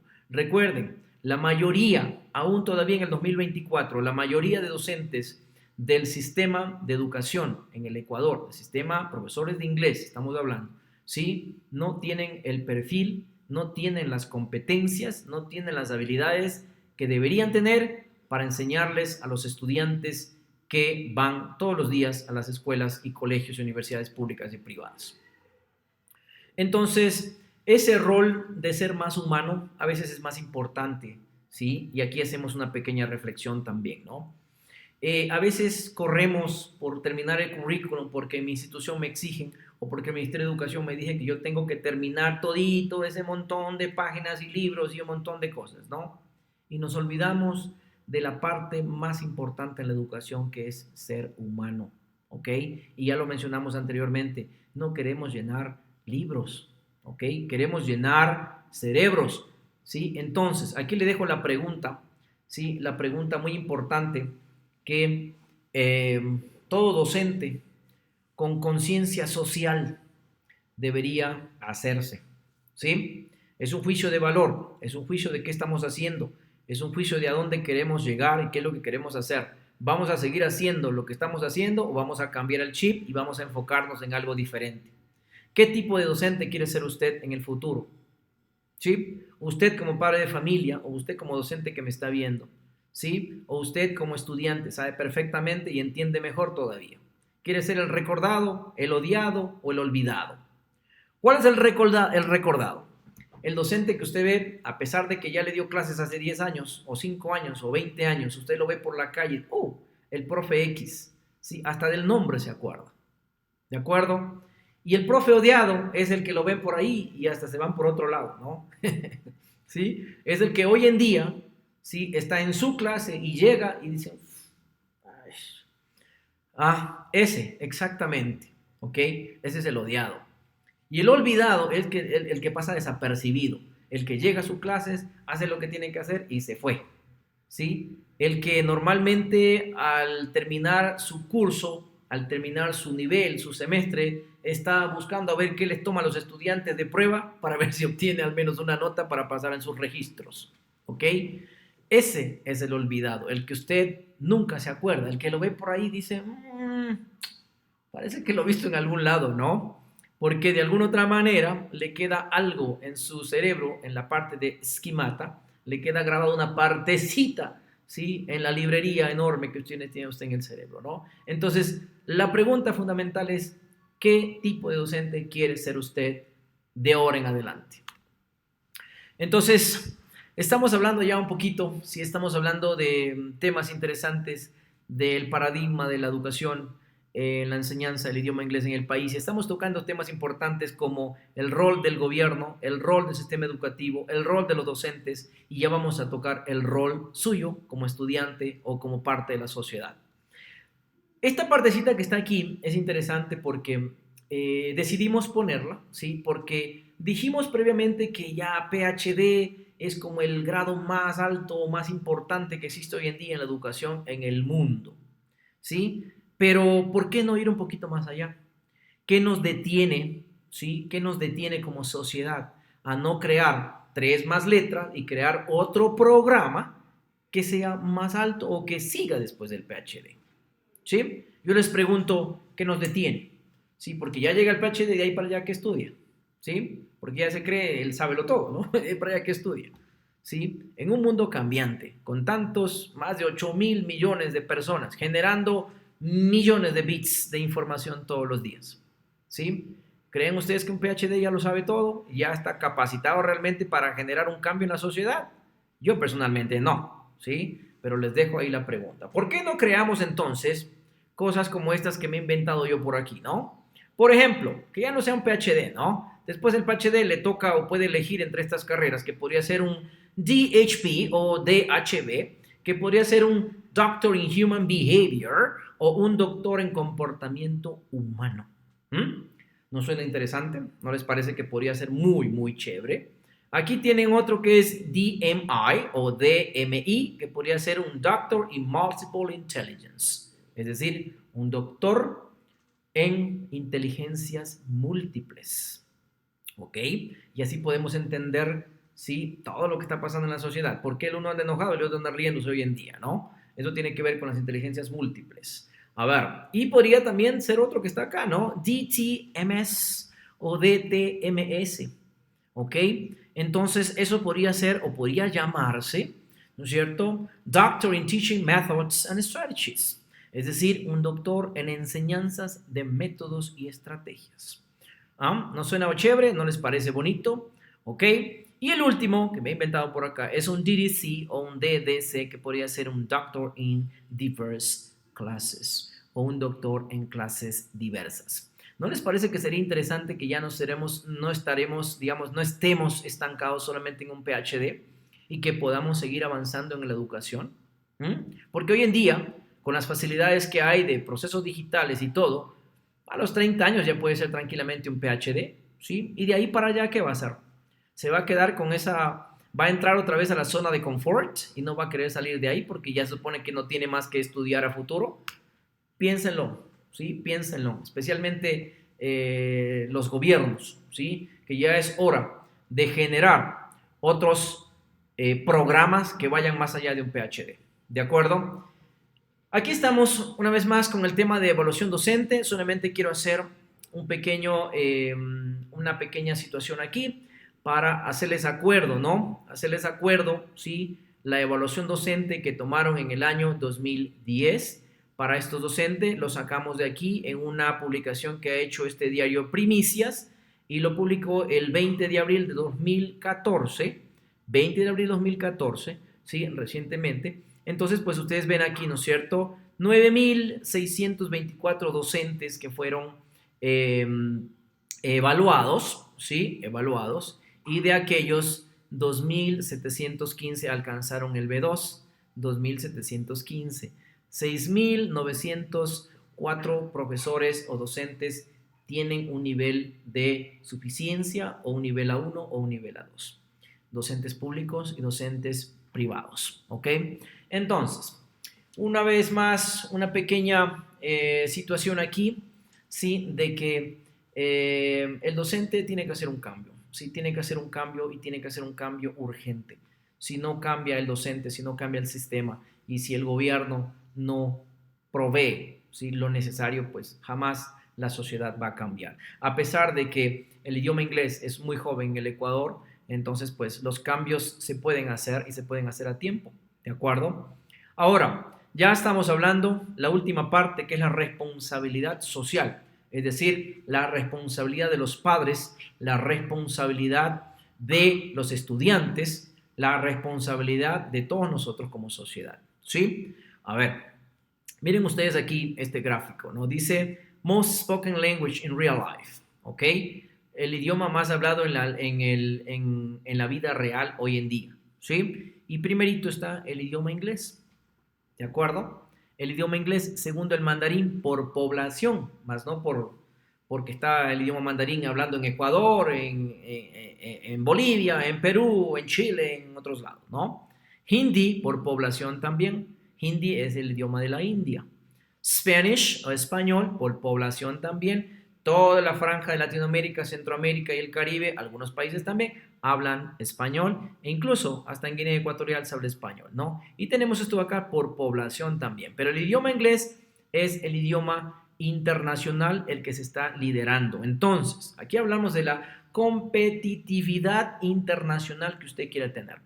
Si usted quiere realmente competir a nivel internacional con otros profesionales, tiene que adoptar el L2 o el idioma 2, que sería inglés, como primer paso. Si puede aprender otro idioma, pues mucho mejor, ¿no? Entonces, estamos hablando acá, ¿sí? Que el estudiante, ¿sí? En la sociedad, hoy en día, en la realidad del Ecuador, de 100 estudiantes, solamente 2 hablan más o menos un buen inglés, ¿sí? Solamente 2. El 8% aprende algo básico. Aquellos son los que se acuerdan del verbo to be, se acuerdan del do, del does, del did, del would, del could y de otras cositas en inglés que son interesantes también, ¿sí? Pero ¿qué pasó? ¿Qué pasó con el 90% que no habla inglés? ¿Solamente le vamos a echar la culpa al gobierno porque no invierte? ¿Le vamos a echar la culpa a las instituciones educativas porque no hacen sus cambios curriculares? ¿Porque no se adaptan a la realidad? Sí, es cierto, es que son partidarios de, ¿no?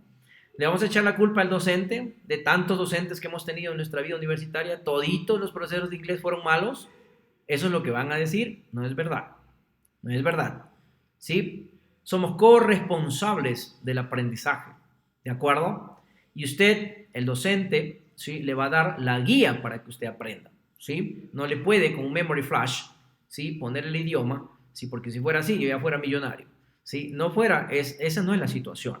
¿Sí? Esa no es la situación. Entonces, la corresponsabilidad es suya, ¿sí? Es del estudiante. ¿Sí? Entonces repetimos aquí, ¿no? ¿Por qué usted no aprende inglés? ¿Acaso es tan difícil aprender inglés? ¿Acaso necesitas 15 años para aprender inglés? ¿Acaso toditos esos materiales que estudió o que sigue estudiando actualmente son malos? ¿Acaso todos los profesores son malos? No, ¿sí? No. La respuesta o una de las respuestas está aquí, ¿no? Entre la obligación y la necesidad, ¿ok? Hoy en día, el 98% de los estudiantes en el sistema educativo del Ecuador aprenden, entre comillas, ¿no? digamos, cogen o toman, ¿sí? O estudian inglés por obligación, más no por necesidad, ¿sí? Entonces, aquí también hay un reporte del British Council, ¿sí? Que lo hizo en el 2015, ¿no? Ya hace bastante tiempo, ¿sí? Pero igual lo tomamos como referencia, ¿ok? Entonces, dice aquí, por ejemplo, sí, why do you study English? Le preguntaron a un grupo de personas por qué estudias inglés. Los nos dijeron, porque es, miren el primerito, ¿no? Porque es mandatory, dice, porque es obligatorio durante la secundaria. Es decir, no lo toma por necesidad, pero por obligación. Sí, aquí dicen, porque necesito adquirir conocimiento para la universidad, es por obligación, ¿sí? Porque en la universidad le exigen también que tenga un B1, si no, no se puede graduar. Es la realidad de hoy en día. Sí, porque era, aquí dice clarito, ¿no? Porque era mandatorio o porque era obligación durante la escuela. Seguimos con la obligación, ¿ok? Y aquí recién en cuarto lugar dice, to improve my employment prospects, es decir, para mejorar mis expectativas de empleo, ¿sí? Pero las tres primeras son por obligación, ¿de acuerdo? Y de ahí sigue bajando, ¿no? Sigue bajando. Mucha gente dice para obtener más información o fuentes de información, para viajar, etcétera, etcétera. Entonces ya estamos viendo de que la mayoría de gente hoy en día está tomando inglés o estudiando inglés por obligación, no por necesidad. Si tuvieran la necesidad, entonces sí tendrían que aprender inglés sí o sí, ¿ok? Entonces, estamos ahorita hablando, ¿sí? De la sociedad, del estudiante, de los padres de familias, ¿sí? De todos nosotros. Estamos diciéndole las razones por qué no aprenden inglés y por qué deberían aprender inglés, ¿de acuerdo? Entonces, algunas de esas barreras, de acuerdo a la misma investigación en el 2015 que hizo por British Council, algunas de esas barreras dice, ¿sí? Que no aprenden inglés, ¿sí? O no han aprendido inglés porque el gobierno no pone mucha inversión o no tiene programas que realmente pues ellos necesiten aprender. Y a eso se refieren a las reformas curriculares, se refieren a que realmente pues, los programas que existen hoy en día no cumplen con sus necesidades o sus expectativas. Y aquí dicen otros porque es muy caro, ¿ok? Ahí no estoy muy de acuerdo, dependiendo de, ¿no? Porque es muy caro, ¿ok? Dependiendo de la realidad socioeconómica del país, podría ser dependiendo de, ¿no? Y aquí dice, I do not travel to English speaking countries. Aquí dice que no viaja, sí, porque no viaja, ¿no es cierto?, a países que hablan inglés. Eso también me parece una excusa, pero no sé cuánto. Me parece que fueron 500 y algo. Aquí dice, ¿no? 512 personas, es decir, un reducido mínimo de personas, ¿no? Hoy en día la población ecuatoriana estudiantil es más de 12, 13 millones de personas, sí, más o menos, ¿no? Entonces, pues, con una población global de 18 millones aproximadamente, más o menos 12, 13, 14 son los que estudian, sí, más o menos, en diferentes grados, ¿no? Entonces, pues, un poco menos también diría, como unos 10 o algo así de millones. Entonces, esos 10 millones comparados a esta, digamos, a esta respuesta de 502, no nos dan como una respuesta bastante clara. Pero sí nos dicen que hay muchas barreras, entre comillas, ¿sí? Pero no hemos pensado tal vez que son unas excusas que nosotros estamos poniendo, ¿sí? Puede ser una vez más porque no hay la necesidad. Estamos seguros, por ejemplo, de que si... por ejemplo, ¿no? Digamos que venga una multinacional, unas 4 multinacionales. Viene Google, viene Intel, viene LG, General Electric, viene Mazda, qué sé yo, y vienen Dongfeng y esas compañías chinas, ¿ya? Y establecen unas grandes corporaciones o centros de corporaciones o headquarters que se llaman, los centros de principales, como oficinas principales en el Ecuador y dicen, necesito contratar a 1000 personas que tengan proficiencia en inglés. ¿Mm? ¿Ustedes creen, ¿Ustedes creen que no van a poner a estudiarse inglés de verdad? ¿Sí? Porque hay una necesidad de conseguir un trabajo internacional o en una multinacional que sea bien pagado. Hoy en día no existen esas posibilidades, por lo tanto, pues estamos tranquilos si no hay esas presiones sociales. Entonces, aquí dice otra, por ejemplo, sí, que es de la misma investigación, ¿no? Dice, what could motivate you to start learning English? ¿Qué le podría motivar a usted a que empiece a aprender inglés? Y es justamente lo que estábamos hablando, ¿no? Sí, entonces dice aquí, por ejemplo, to improve my employment prospects significa para mejorar mi perspectiva o mis prospectos académicos en el tema de empleo, ¿no es cierto? Para conseguir un mejor empleo, para viajar al extranjero, sí, aquí dice to improve my social status, para mejorar mi estatus social, que tiene que ver con trabajo y temas, Sí, to improve my quality of life, para mejorar mi calidad de vida. Sí, y aquí dice otro, to enjoy films, television programs and music in English, para disfrutar películas, televisión y programas y música en inglés, y de ahí vienen otras cosas, ¿no? Entonces, esas son, entre comillas, las motivaciones o qué les motivaría a los ecuatorianos a aprender inglés de acuerdo a esta investigación. Entonces, si no hay una motivación, si no hay algo claro, si no hay un objetivo claro, ¿sí? Nadie se pone a aprender nada, ¿sí? Eso sí, tenemos que tenerlo bien claro, ¿no?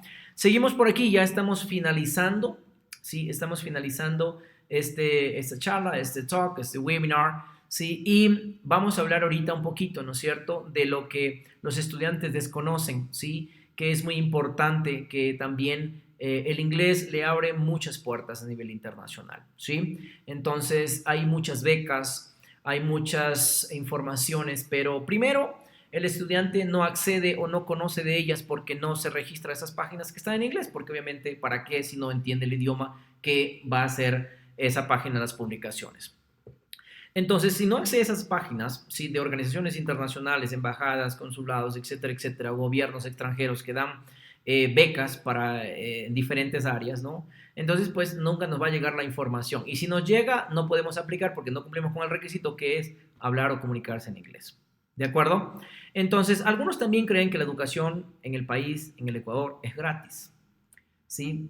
Y no saben, pues obviamente, que el gobierno hace pequeños esfuerzos para invertir. Cada estudiante tiene un costo que el gobierno pasa a esa institución pública que usted estudia y obviamente, pues con eso decimos que la educación pública no es gratuita, ¿sí? La educación privada, ahí ustedes ya pues saben que tienen que pagar, ¿no es cierto?, todos los meses, ¿no? ¿Por qué? Porque los docentes de la parte privada, digamos, de la parte pública, sí, no es que comen gratis, no es que trabajan de gratis, nada es gratis, ¿no?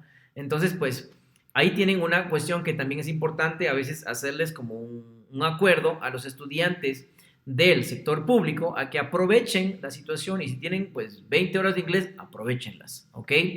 Una mirada local, digamos de una mirada local a una mirada global, ¿ok? Aquí es una parte importantísima que les decimos, ¿no?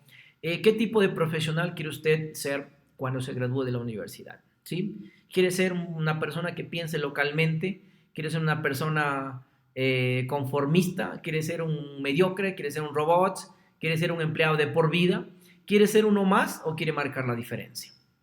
¿Sí? Hoy en día, un profesional, si no conoce, ya lo repetimos una vez más, si no conoce tecnologías básicas e idiomas, es una mesa de dos patas, ya ni siquiera de tres patas.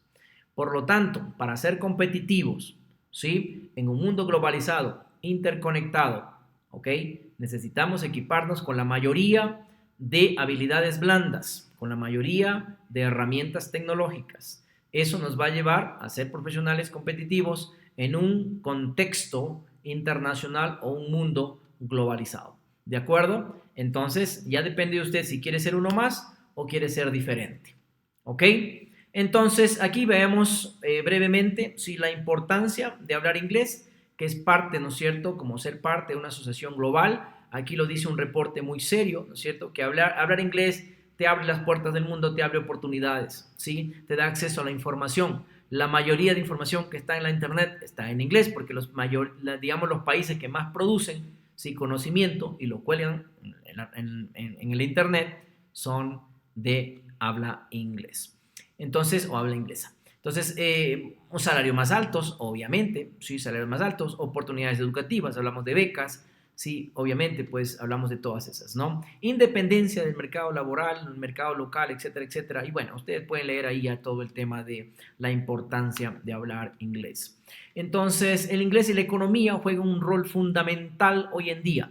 De hecho, pues ustedes ya han de haber escuchado Bitcoins y Binance y todas esas plataformas que están incluso contratando gente que trabaje remotamente, ¿sí? Pero necesitan que usted hable inglés. El inglés, ¿cierto?, en la productividad, en la economía del país, juega un rol fundamental para hacer conexiones internacionales, para vender sus productos, no solamente de manera local, sino de manera global. Usted necesita hablar inglés. El inglés y la competitividad en el talento es de lo mismo que estamos hablando. Hoy ya es común.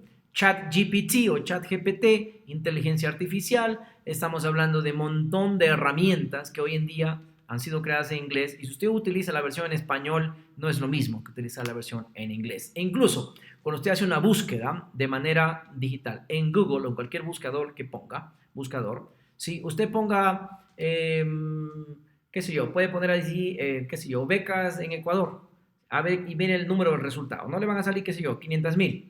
Ponga en inglés, scholarships in the world o scholarships in available, cosas así, ¿no?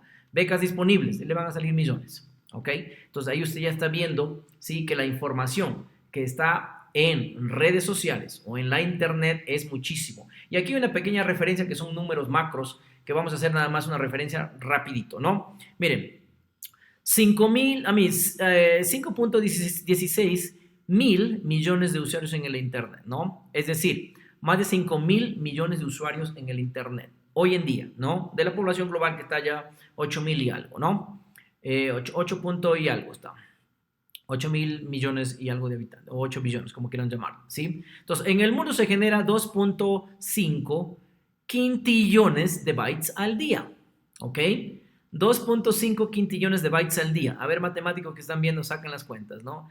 Esos, digamos, esos son 1.000 petabytes, ¿no? 1.000 petabytes. Para entenderlo un poco mejor, ¿sí? Entenderlo un poco mejor, ¿sí? ¿Qué pasa ahora, por ejemplo, con esta generación de datos, ¿no?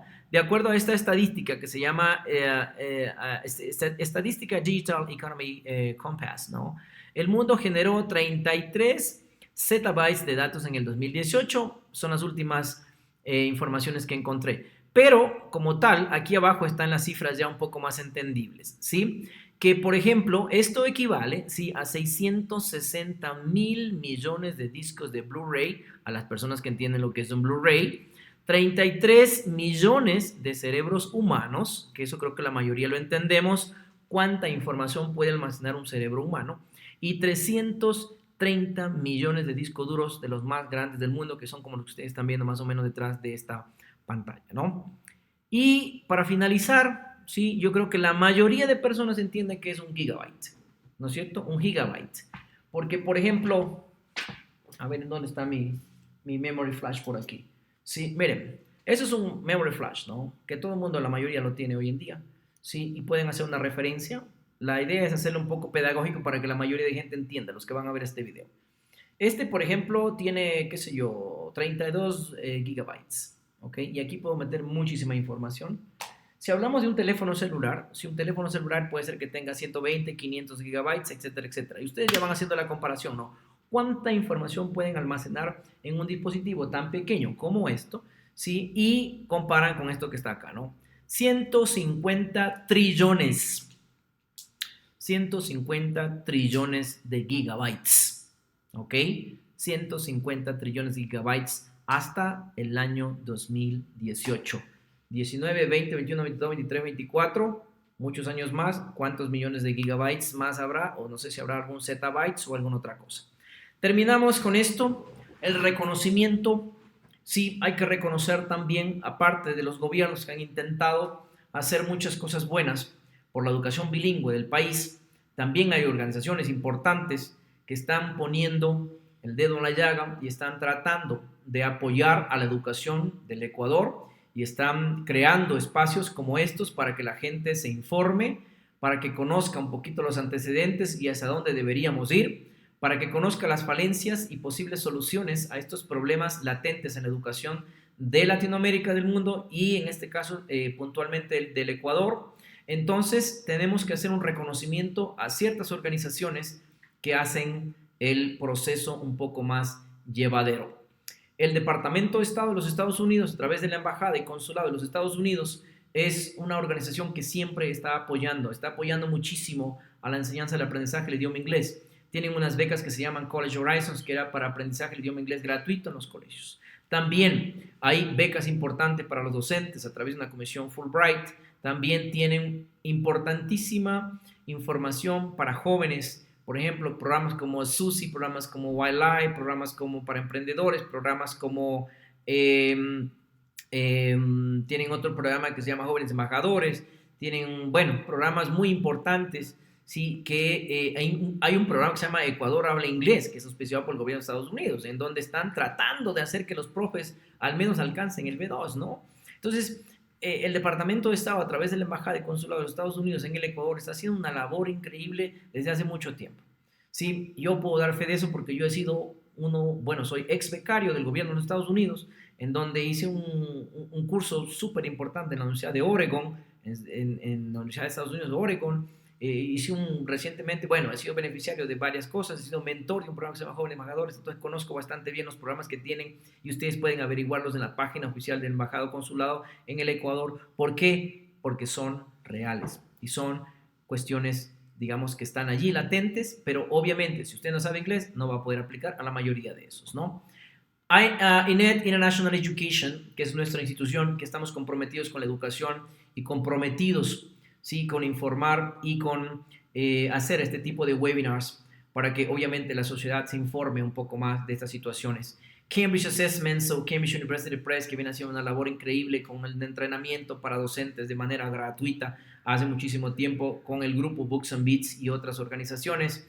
Sí, también hay universidades, por ejemplo, muy importantes del país, en el Ecuador, que están haciendo una labor excelente, están haciendo labores importantes. Por ejemplo, año 2011, año 2013, se hicieron 2 convenciones internacionales de TESOL, o Teaching English as a Foreign Language. Sí, se hicieron en la Universidad Técnica del Norte, que está ubicada en Ibarra, ¿sí?, del Ecuador, y obviamente pues eso ayuda muchísimo. Desafortunadamente pues no sé qué pasaría, que no le dieron continuidad al proyecto, pero no se ha hecho más convenciones como se hicieron alguna vez, de la cual también fui partícipe y también colaboré en la organización de estas convenciones internacionales del idioma inglés o para docentes del idioma inglés. Hay una editorial también, Pearson, editoriales Macmillan, Cengage, Nat Geo o National Geographic Learning, que también hacen grandes esfuerzos, ¿no? Y otras organizaciones también que hacen grandes esfuerzos para que los docentes puedan acceder a programas gratuitos de capacitación, o también los estudiantes puedan acceder a libros o materiales con estándares internacionales.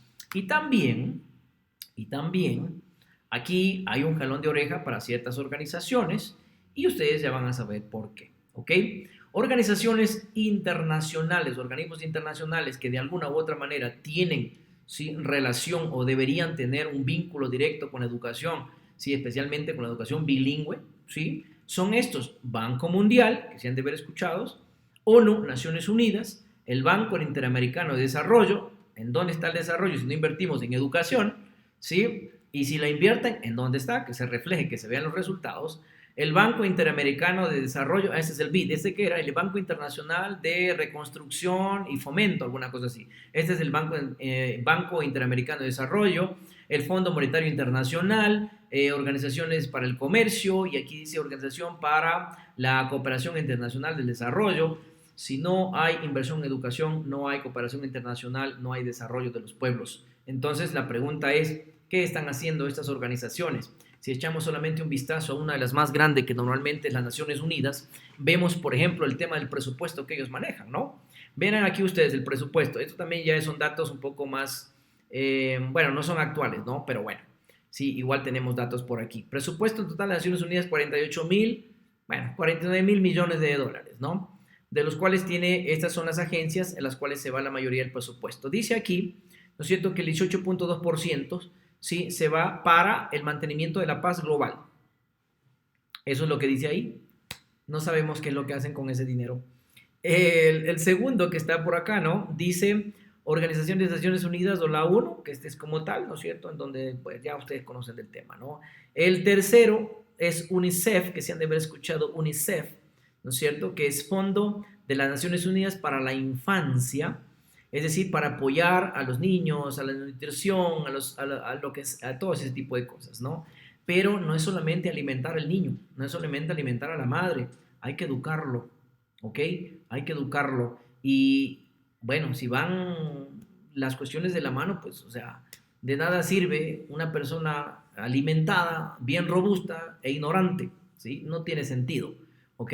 Entonces, pues, por eso es que le decimos un jalón de oreja para estas personas, digamos, para estas organizaciones. Programa Mundial de Alimentos es algo muy similar a lo que está por acá, sí, lo mismo que estamos hablando, ¿no? Y terminamos con estas que son también de las Naciones Unidas, ¿no? La mencionamos porque creemos que es importante, sí, mencionarla. 7.89% al Alto Comisionado de Naciones Unidas para los Refugiados, es decir, cuando hay migración legal e ilegal de un país al otro, sí, ahorita hay grandes problemas, como ustedes conocen, en Haití, en Venezuela, muchos países en Medio Oriente, muchos países en África, sí, y ahí invierten esos recursos, pero bueno, eh, aquí también hay otra organización que se llama Organización Mundial de la Salud.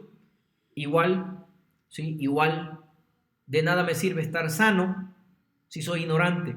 Entonces, pues debería invertirse equitativamente en educación y si a mí me educan, ¿sí? Entonces yo voy a poder acceder a la información y automáticamente voy a estar saludable porque ya accedo a información privilegiada o información mucho más relevante o importante en el cual me voy a autoeducar en cómo proteger mi salud.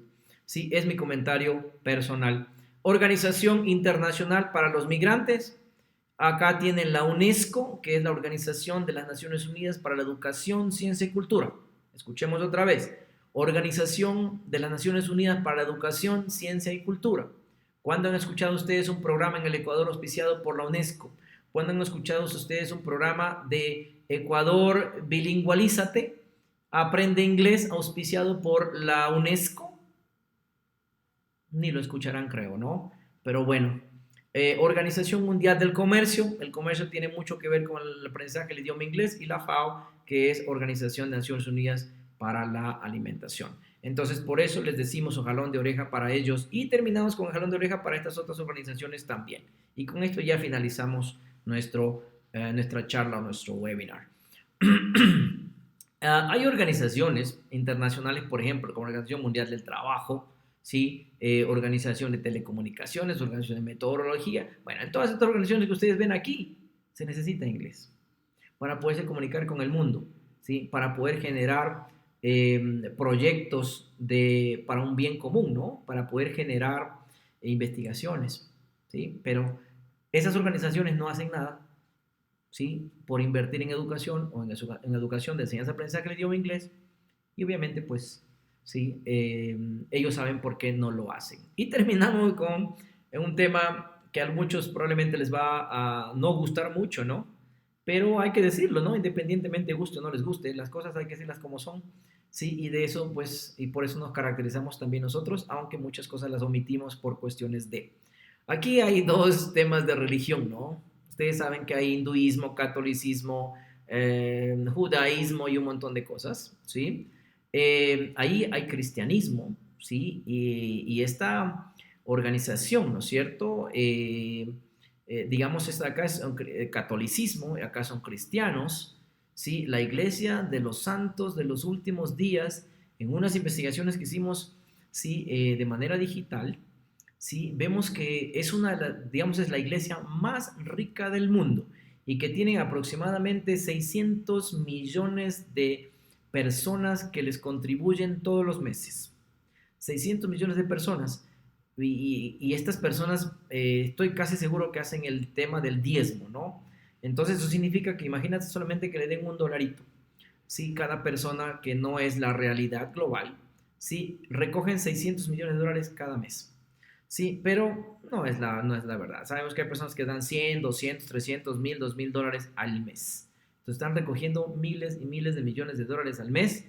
Se ponen sus iglesias y sus templos enormes en todo el mundo, en todos lados. Estoy seguro que usted que me está viendo cerca de su casa, por ahí cerca, o por lo menos ha visto una de las que dice Iglesia, ¿sí? De Jesucristo de los últimos días.